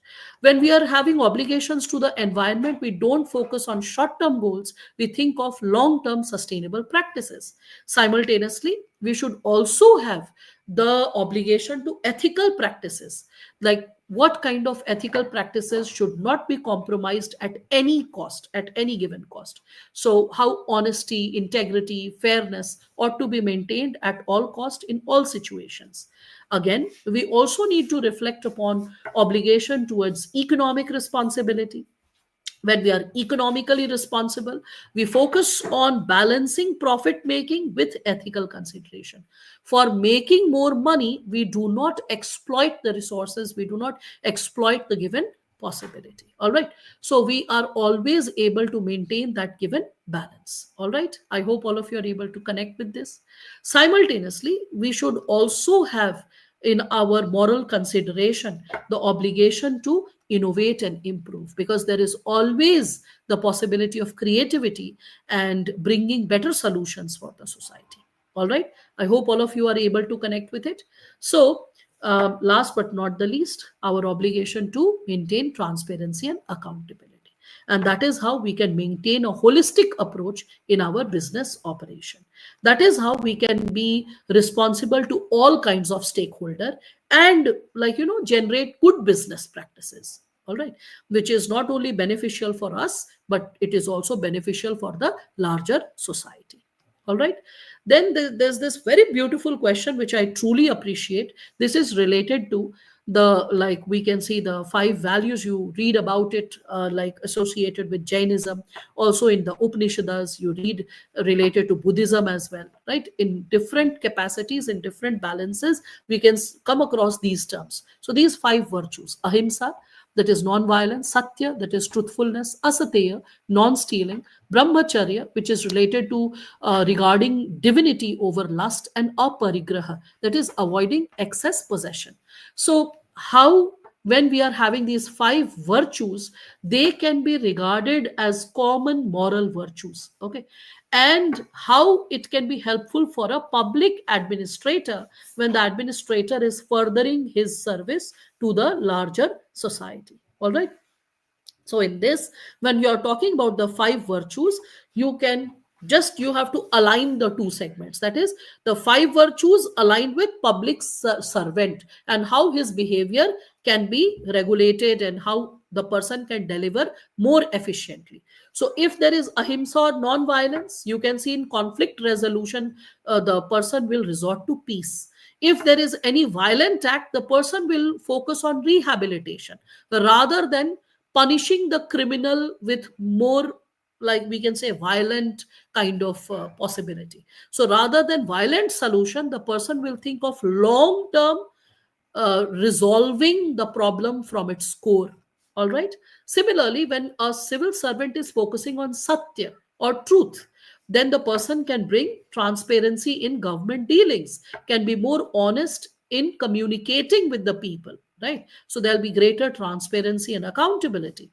Similarly, when there is asatya, asatya means non stealing. So there'll be, we can see, there will be like lack of corruption in that society. There'll be, we can see, we'll be able to efficiently work towards the larger good of the society. We'll be able to maintain fairness, equity and justice in the society. Right. If there is brahmacharya, now brahmacharya here does not mean literally like taking control over your physical lust or getting into divinity. What it actually means is, if you get into the core reflection of it, that is prioritizing higher values over personal desires. That's what it can be connected. Brahmacharya, when you are focusing on the Brahma, Brahma means the higher self. So when you are focusing on higher values over the lower self, that is the physical needs, the basic personal needs and desires, right? So that will make you an honest officer, right? That is a person who will focus on common good, right? You will be a dedicated officer, a responsible officer. That's how you can think. And last but not the least, that is aparigraha. Aparigraha, when you're not like getting into excess possession. This reminds me of a student. He once, when it was a first session, it was an open session, it was to enroll the students to take admission. So at that time, that in that open session, I said, who is your role model? So different students were responding differently. One student said, ma'am, Ashneer Grover. And I was shocked. I was like, if Ashneer Grover is your role model, civil services should not be your core aspiration, because civil services is not going to give you Ashneer Grover's version of luxury and quality of life. Because when we are talking about aparigraha, it is one of the core values for a civil servant. Before joining the services, a civil servant is aware that this job is going to give basic comforts of life, but not luxury like you can buy Gucci or Prada. All right. You are aware that with this job, you can get good education for your children, a comfortable house, a comfortable place to stay, to live, to be. Right. So when we are talking about aparigraha, it actually gives you, minimalizes your attachment to material possessions, and that is what which is essential for serving the larger community. Because until and unless you are not aware that how much your needs are and how to regulate it, the tendency to hoard and the tendency to, like, abuse and misuse the resources will always be there. All right. So that's how you're supposed to connect with it. Okay. So and you're supposed to like substantiate the content. So that's how you will be like connecting the given dimensions, that how it makes you focus on sustainability, how it helps you to address problems like poverty and inequality in the society, and the culture of moderation also encourages sustainability. Fine. I hope all of you can connect with this. Then comes this question, that sometimes, due to empathy, a humanistic attitude, and dedication to public service, an administrator can be like, we can see that sometimes the person can be bending the rules and become lenient. अब देखो इसका मैं एक example देती हूँ इस question का. As an IAS officer, suppose आपके पास एक बहुत बूढ़ी सी औरत आती है, that old woman, she comes and she starts pleading, sir I don't have paper work, और ma'am I don't have the paper work completed, but my I like I don't have any children, or I had a son and he died, and there is no one to take care of me, and now my body is not capable to work. Earlier I used to break stones at the roadside, but now I'm unable to use the hammer for prolonged hours, and I don't know how to survive. If you can start my pension, it will be a great help. Now the paperwork is not complete, so you are motivated by empathy, humanistic attitude, and dedication to improve upon her life, right? But for that, you have to bend the rules, you have to be lenient with the rules, which can legally help this person. Now, can you visualize the question? I hope all of you can understand the question. But if you are being humanistic by adopting empathy and dedication, okay, you are being moral, but what did you do? You bent the rules, and this is illegal. You should not bend the rules. So this is a question of ethical dilemma. So that in this situation of ethical dilemma, what should be the solution? What should be the resolution? Right? Very simple, straightforward question. So whether you will bend the rules and help the person, or you will not bend the rules, you'll be a stickler to the rules and let the person suffer. So, what is the resolution? Because respecting the rules and respecting the law is also important. And it is also important to take care of this. So, what are you going to take care of? Right? So, the answer, when we are talking about it, this is a question of like ethical dilemma. So, you will be talking about the given. First, you talk about this, that there is a question of ethical dilemma. On one hand, one has to be exercising impartiality on law. On the other hand, one has to uphold the values of empathy, humanism, and dedication, right? So for that, what has to be done? So first, explain the dilemma, that there is a moral imperative towards, like, the larger society, especially people who are suffering in difficult situations. There is also a legal duty. A civil servant is supposed to uphold the law, of being impartial, and the one who needs the utmost attention immediately, that should be provided. And at the same time, conflict with public interest can also be taken care of, which we all can see. That is, empathy should be maintained at all times. Rule bending should not take place. So here, provide the resolution. How can you resolve? First, try to find if there is any legal flexibility. If there is any legal flexibility, then you can find the solutions, okay, in the given situation itself. Then you get into the given dimension of transparency in documented decision making. Whatever document is not prepared, you can always get into starting the documentation, and simultaneously you can initiate the process of benefiting the person, right? So that transparency is also maintained, accountability is also maintained, rules are not bent beyond an extent, rules are also respected and taken care of in the long run. At the same time, what should be done to such people for whom there are lack of sufficient laws to address their immediate concerns? So encourage a policy change, a change in the law or the policy, that in such dilemmatic situations, what should future administrators do without bending the rule informally?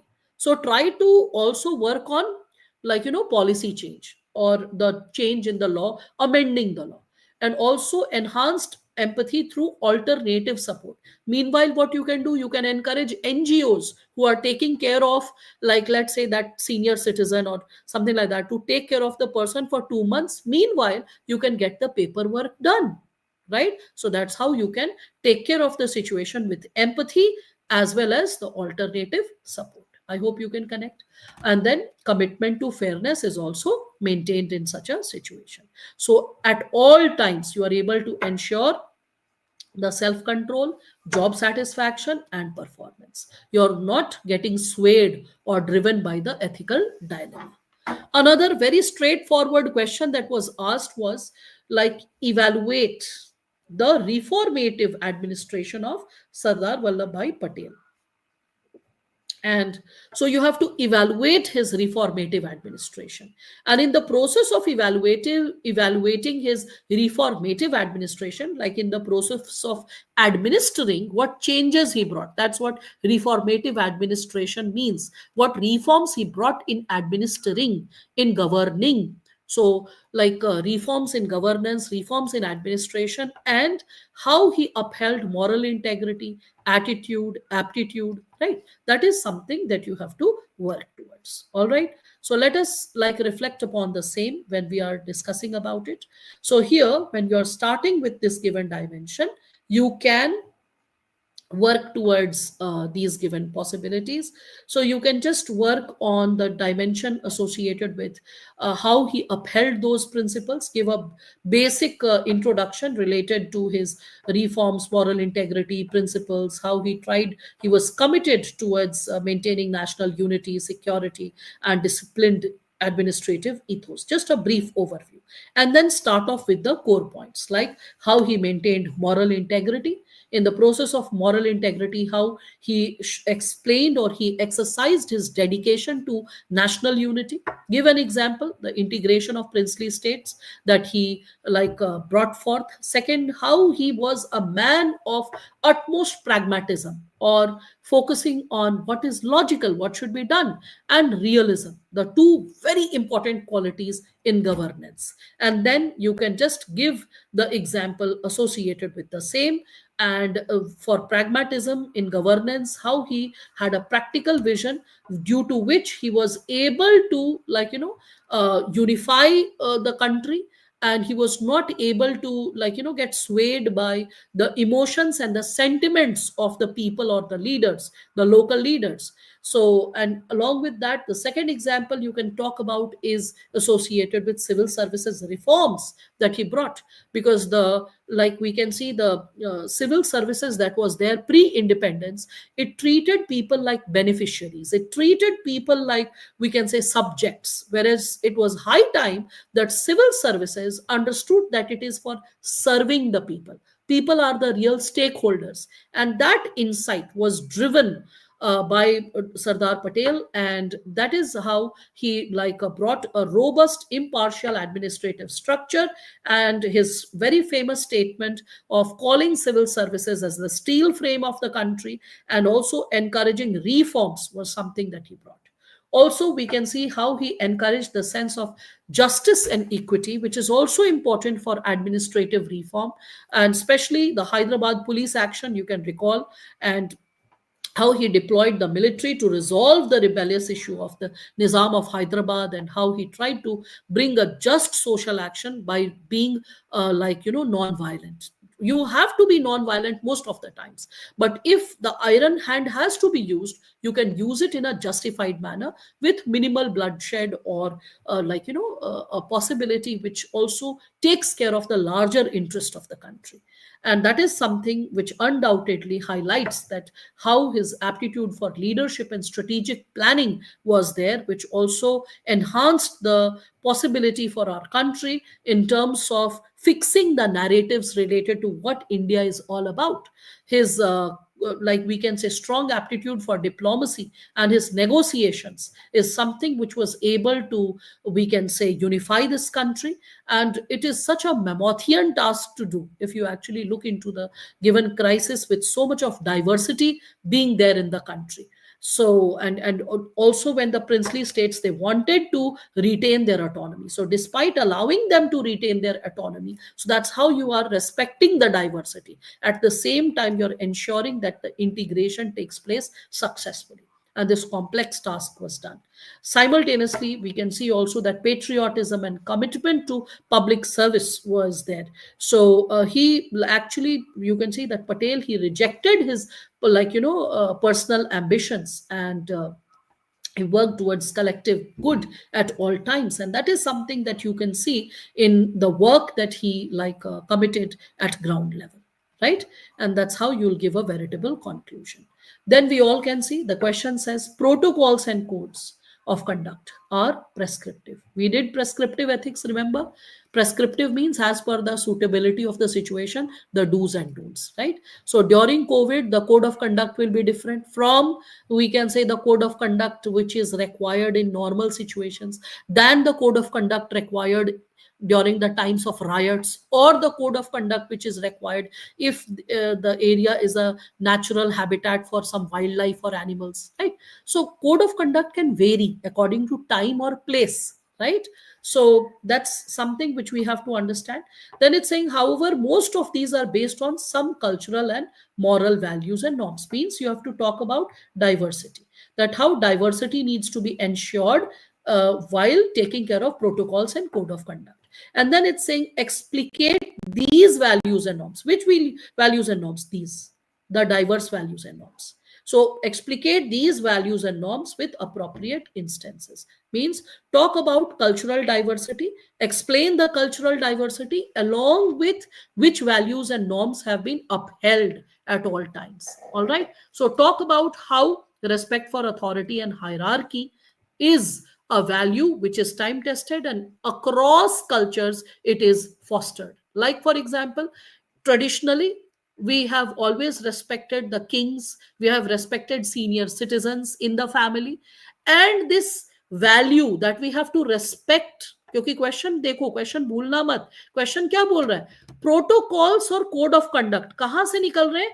Culture और moral values से निकल रहे हैं, और culture और moral values है diverse, और ये डाइवर्स कल्चर और मॉरल वैल्यूज हमें प्रोटोकॉल्स देता है, कोड्स ऑफ कंडक्ट देता है, जो हमें बताता है what should be done, prescriptive, what should be done in what situation.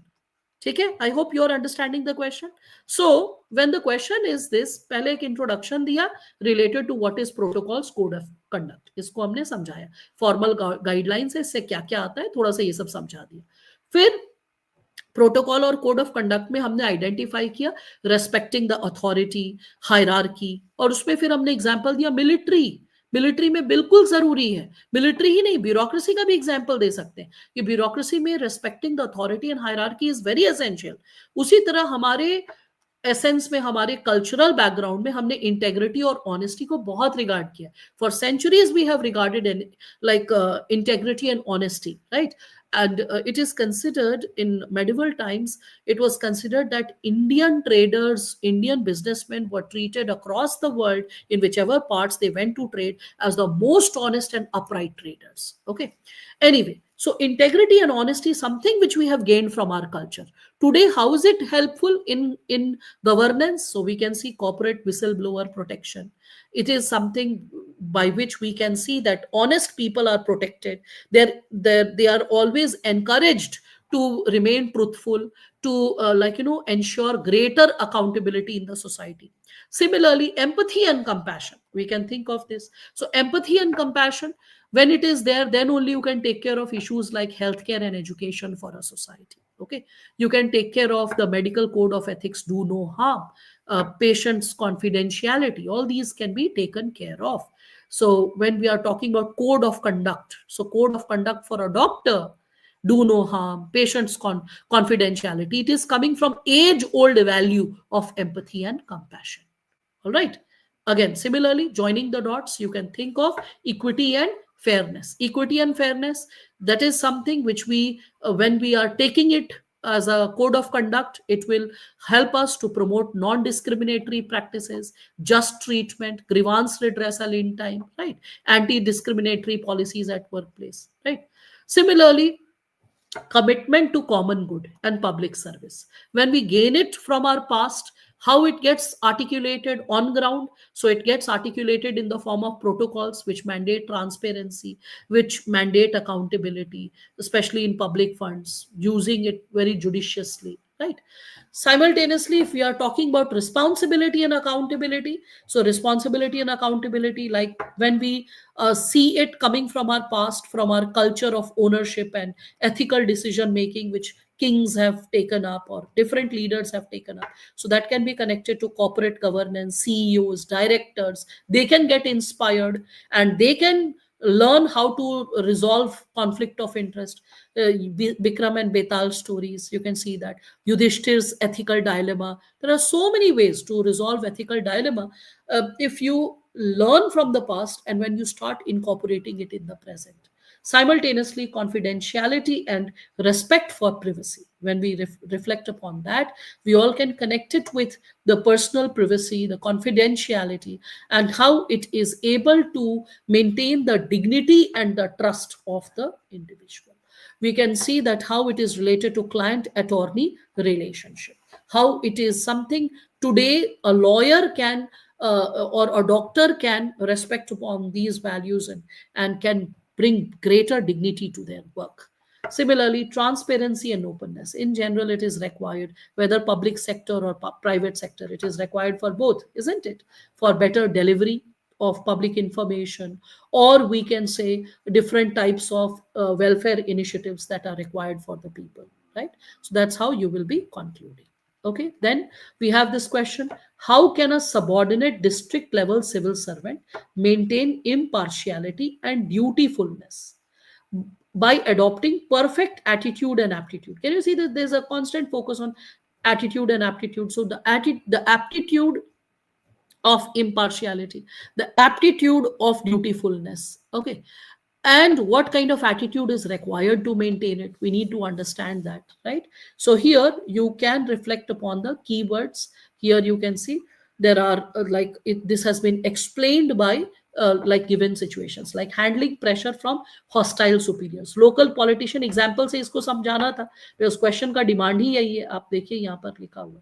So explain with suitable examples of situations. Okay, so how to maintain impartiality, dutifulness, right?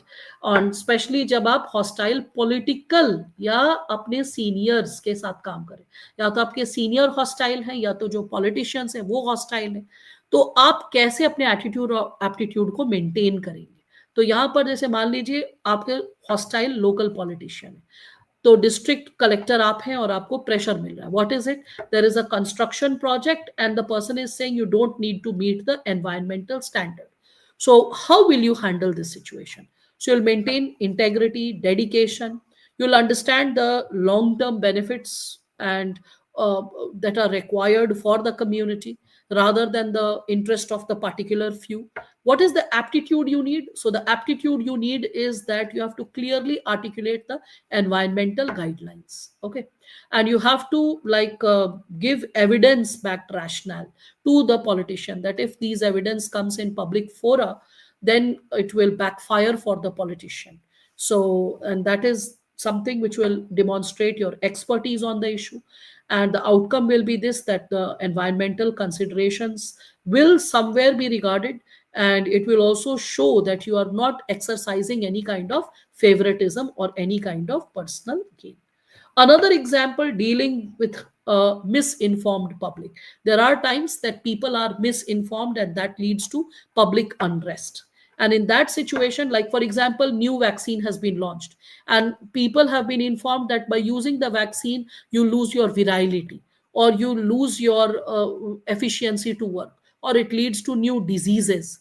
So in that situation, how will you encourage people to get the vaccine done? So first and foremost, you'll approach this issue with empathy. ये नहीं कि लाठी charge पकड़ कर सबको camp में बांध बांध के ले जा रहे हैं और सुई लगवा रहे हैं, ये नहीं करना है. ओके, एम्पथी एंड पेशेंस से सिचुएशन को हैंडल करना है और इसमें आपको रेजिस्टेंस जो है उसको आपको रेजिस्टेंस को वर्कआउट करना है. So aptitude, when we talk about it, so you have to have what kind of aptitude? So informed community sessions रखिए. इन्फॉर्म्ड कम्युनिटी सेशंस के साथ easy to understand material, pamphlets etcetera you can give. You can also engage local influencers like there are people who have influence over the society. They can be senior citizens, they can be teachers, professors, healthcare professionals. So because of this, over the time period, transparent sharing of information will take place and there will be greater cooperation and trust coming from the people. All right.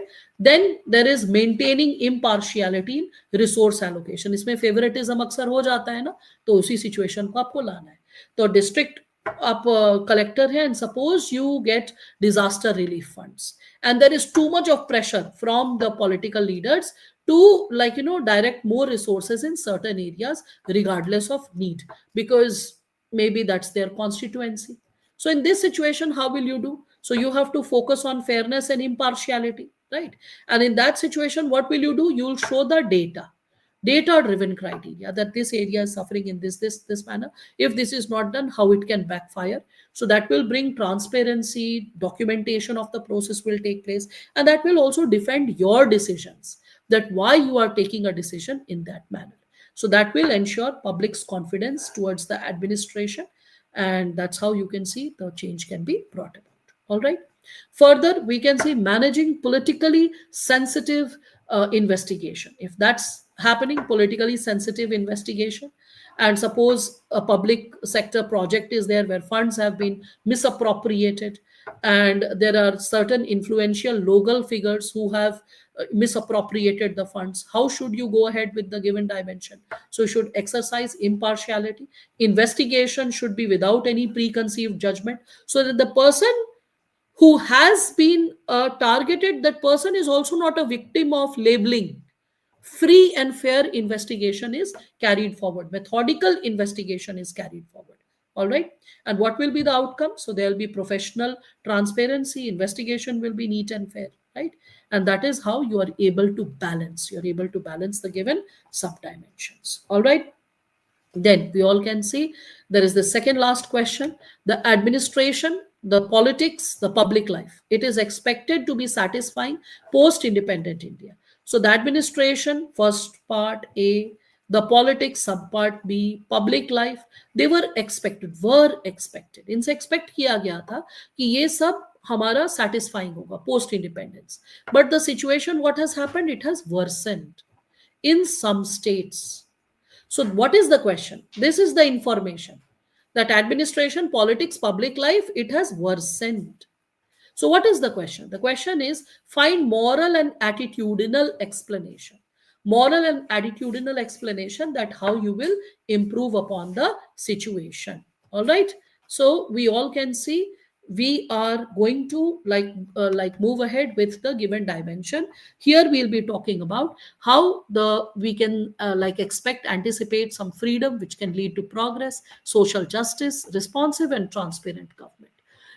I could have rushed up with the answers, but I feel that you won't have understood it. That's why I thought that even if it is taking 30 minutes extra, there are so many questions. It looks like 17 questions, but there are actually 25 questions. So, how to maintain like the given possibility of balancing the content with quality and insight. So, that's why, and my utmost focus has been on interpreting the question so that you understand how to interpret the question correctly and sufficiently. And I hope all of you are able to understand that, right? So here, when we are talking about it, we all can see that the administrator is supposed to maintain progress, social justice, responsiveness, and transparency. And here we can see that there is some moral and attitudinal factor associated with the same. So here, what are the moral and attitudinal factor, and how we can ensure it? So in which state it is happening? What are the moral and attitudinal factor? So there is erosion of moral integrity. There is attitude of power over service, that we have more power. Some bureaucrats have that kind of attitude. There is sometimes lack of accountability, and I have given the explanation and the impact that it can cause, because we have discussed these topics multiple times earlier in previous questions. So I believe you give a quick reading and you understand that. All right. Then we can see there is complacency and resistance to change.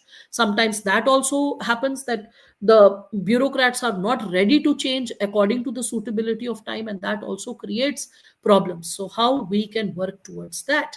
And then finally, we all can see that suggestions or suggested measures for improvement, how we can go ahead with those given possibilities, we can reflect upon that as well.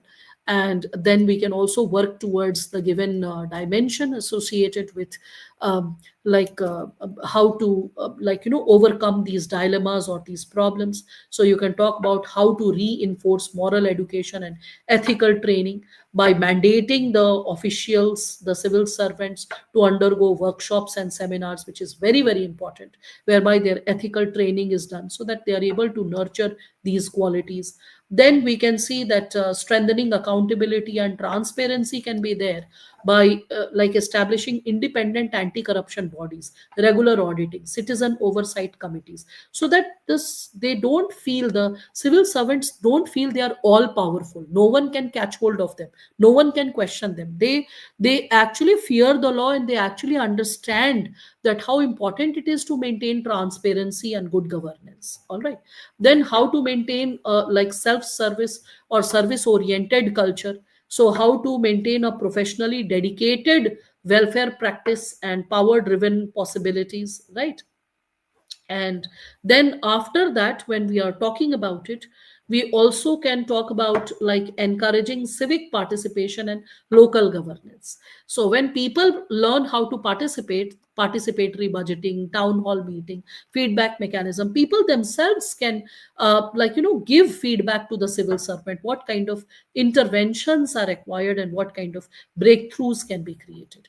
Again, reform for political funding and election process can be taken care of, whereby we can reduce financial dependencies, and we can reflect upon the different types of, we can say, policies and profit that can be like there, and the kind of interventions that can be brought due to it.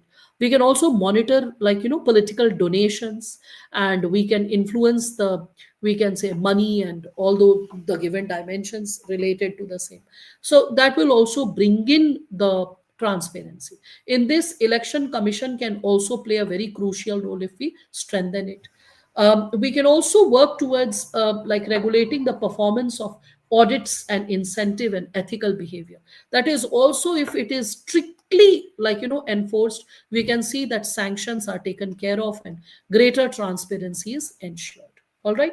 Then we come to the last question. The last question is a case study. You can see UPSC loves to give case study, and OPSC has given only one case study. Questions were very theoretical, very straightforward, and very simplistic. Here, there is a young civil servant whose name is Wang Chu. Okay. He is virtuous and just, basic fact. Okay. His attitude, aptitude is very right. We can see that.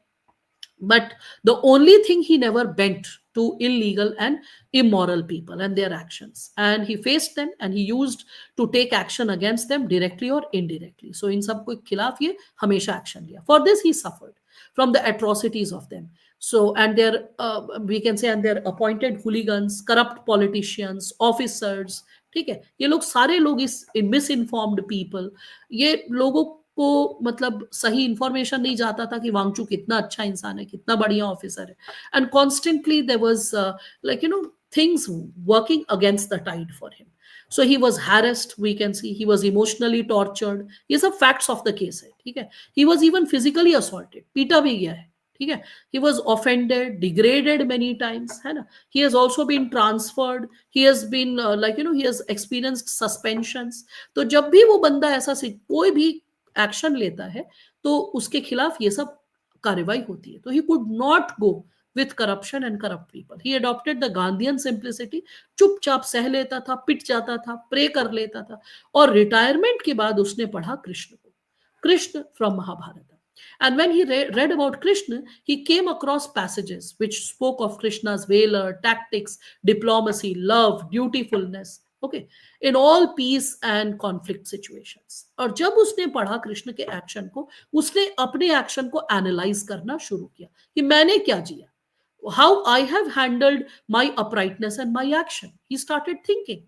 And then he could see that he could not adopt those methods which Krishna had adopted in unfortunate situations. Okay. And when he realized his limitation, कि वो trial को नहीं adopt कर सका, he could not go ahead with the given possibility. So for this, he contested the election, and he adopted these two things. These two things, which two things? The two things which he learned from Krishna. Okay, so he adopted these two things, and he missed out on and got success not only in the election. So ये officer न केवल election जीतता है, but आगे चल के वो बहुत सारे secured promotion, like prominent positions पाता है, एक प्रॉपर अच्छा ऑफिसर बनता है, और करप्शन भी हटाने में सक्सेसफुल होता है। तो जो ऑफिसर पूरे लाइफ पिटा, ट्रांसफर हुआ, मिसबिहेव्ड हुआ, वो अपने नॉन वायलेंट एटीट्यूड को छोड़कर कृष्ण के एटीट्यूड को अडॉप्ट किया। ठीक है, so his lifelong suffering, morals, it also paid off because people trusted, oh, itna अच्छा officer tha, aisa tha, itna virtuous tha. We could not get a wholesome picture of his personality. And now we could see that his strategy was also understood. Okay, so based on the story, recognize the strategy. अब आपको पहचानना है कौन सी strategy. You have to recognize. It's a very good question. You have to recognize the strategy of Krishna. कौन से दो उसने कृष्ण की स्ट्रैटेजी को अपनाया जिससे कि इलेक्शन भी जीता, समाज में इज्जत और मान सम्मान भी पाया, और जो उसके साथ गलत हो रहा था उस गलत को भी वो ओवरकम कर पाया। All right, so when we are talking about Krishna's approach of diplomacy and strategic courage. Okay, so you have to identify the two things when we are talking about it. So, diplomacy and strategic communication, and adaptiveness, action oriented. When you have to be courageous, you have to be courageous. You don't have to constantly only take the backlash. You need to learn how to retaliate, but in a balanced manner, whereby your respect and dignity is also maintained and the message is also delivered. All right, so you can see flexibility is what is required when you are diplomatic. You learn how to be flexible and at the same time remain courageous. So that's the mark of a great statesman who is always righteous, and along with being righteous, the person is not excluding one's principles or policies, but the person is always open to use strategies like negotiation. Remember, Krishna used negotiation with Duryodhana. हमें दे दो केवल 5 ग्राम और रखो अपनी धरती तमाम, हम वही खुशी से खाएंगे, परिजन पर हंसी न उठाएंगे। दुर्योधन वह भी दे न सका, आशीष समाज की ले न सका। तो we all remember he went for negotiating with the we can say the Kauravas, right? He alliance building, that's what he created for like Pandavas, right? Even subterfuge to protect the dharma or the righteousness, to fulfill one's duty. So when Wangchu is like going for contesting for elections, he is able to maintain that. So situations which he had faced, and what are the alternative course of action which he could have done. So जब harassment और threat आया, तो instead of directly confront नहीं करने की जरूरत है, ठीक है? What can he do? He can gather evidence, and after gathering evidence, he can keep himself safeguarded against retaliations. He can form a, like we can say, network.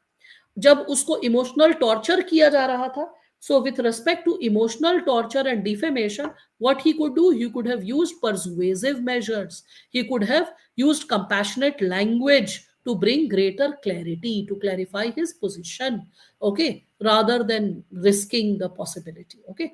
And he could also undermine the negative propaganda by effective persuasive communicative skills.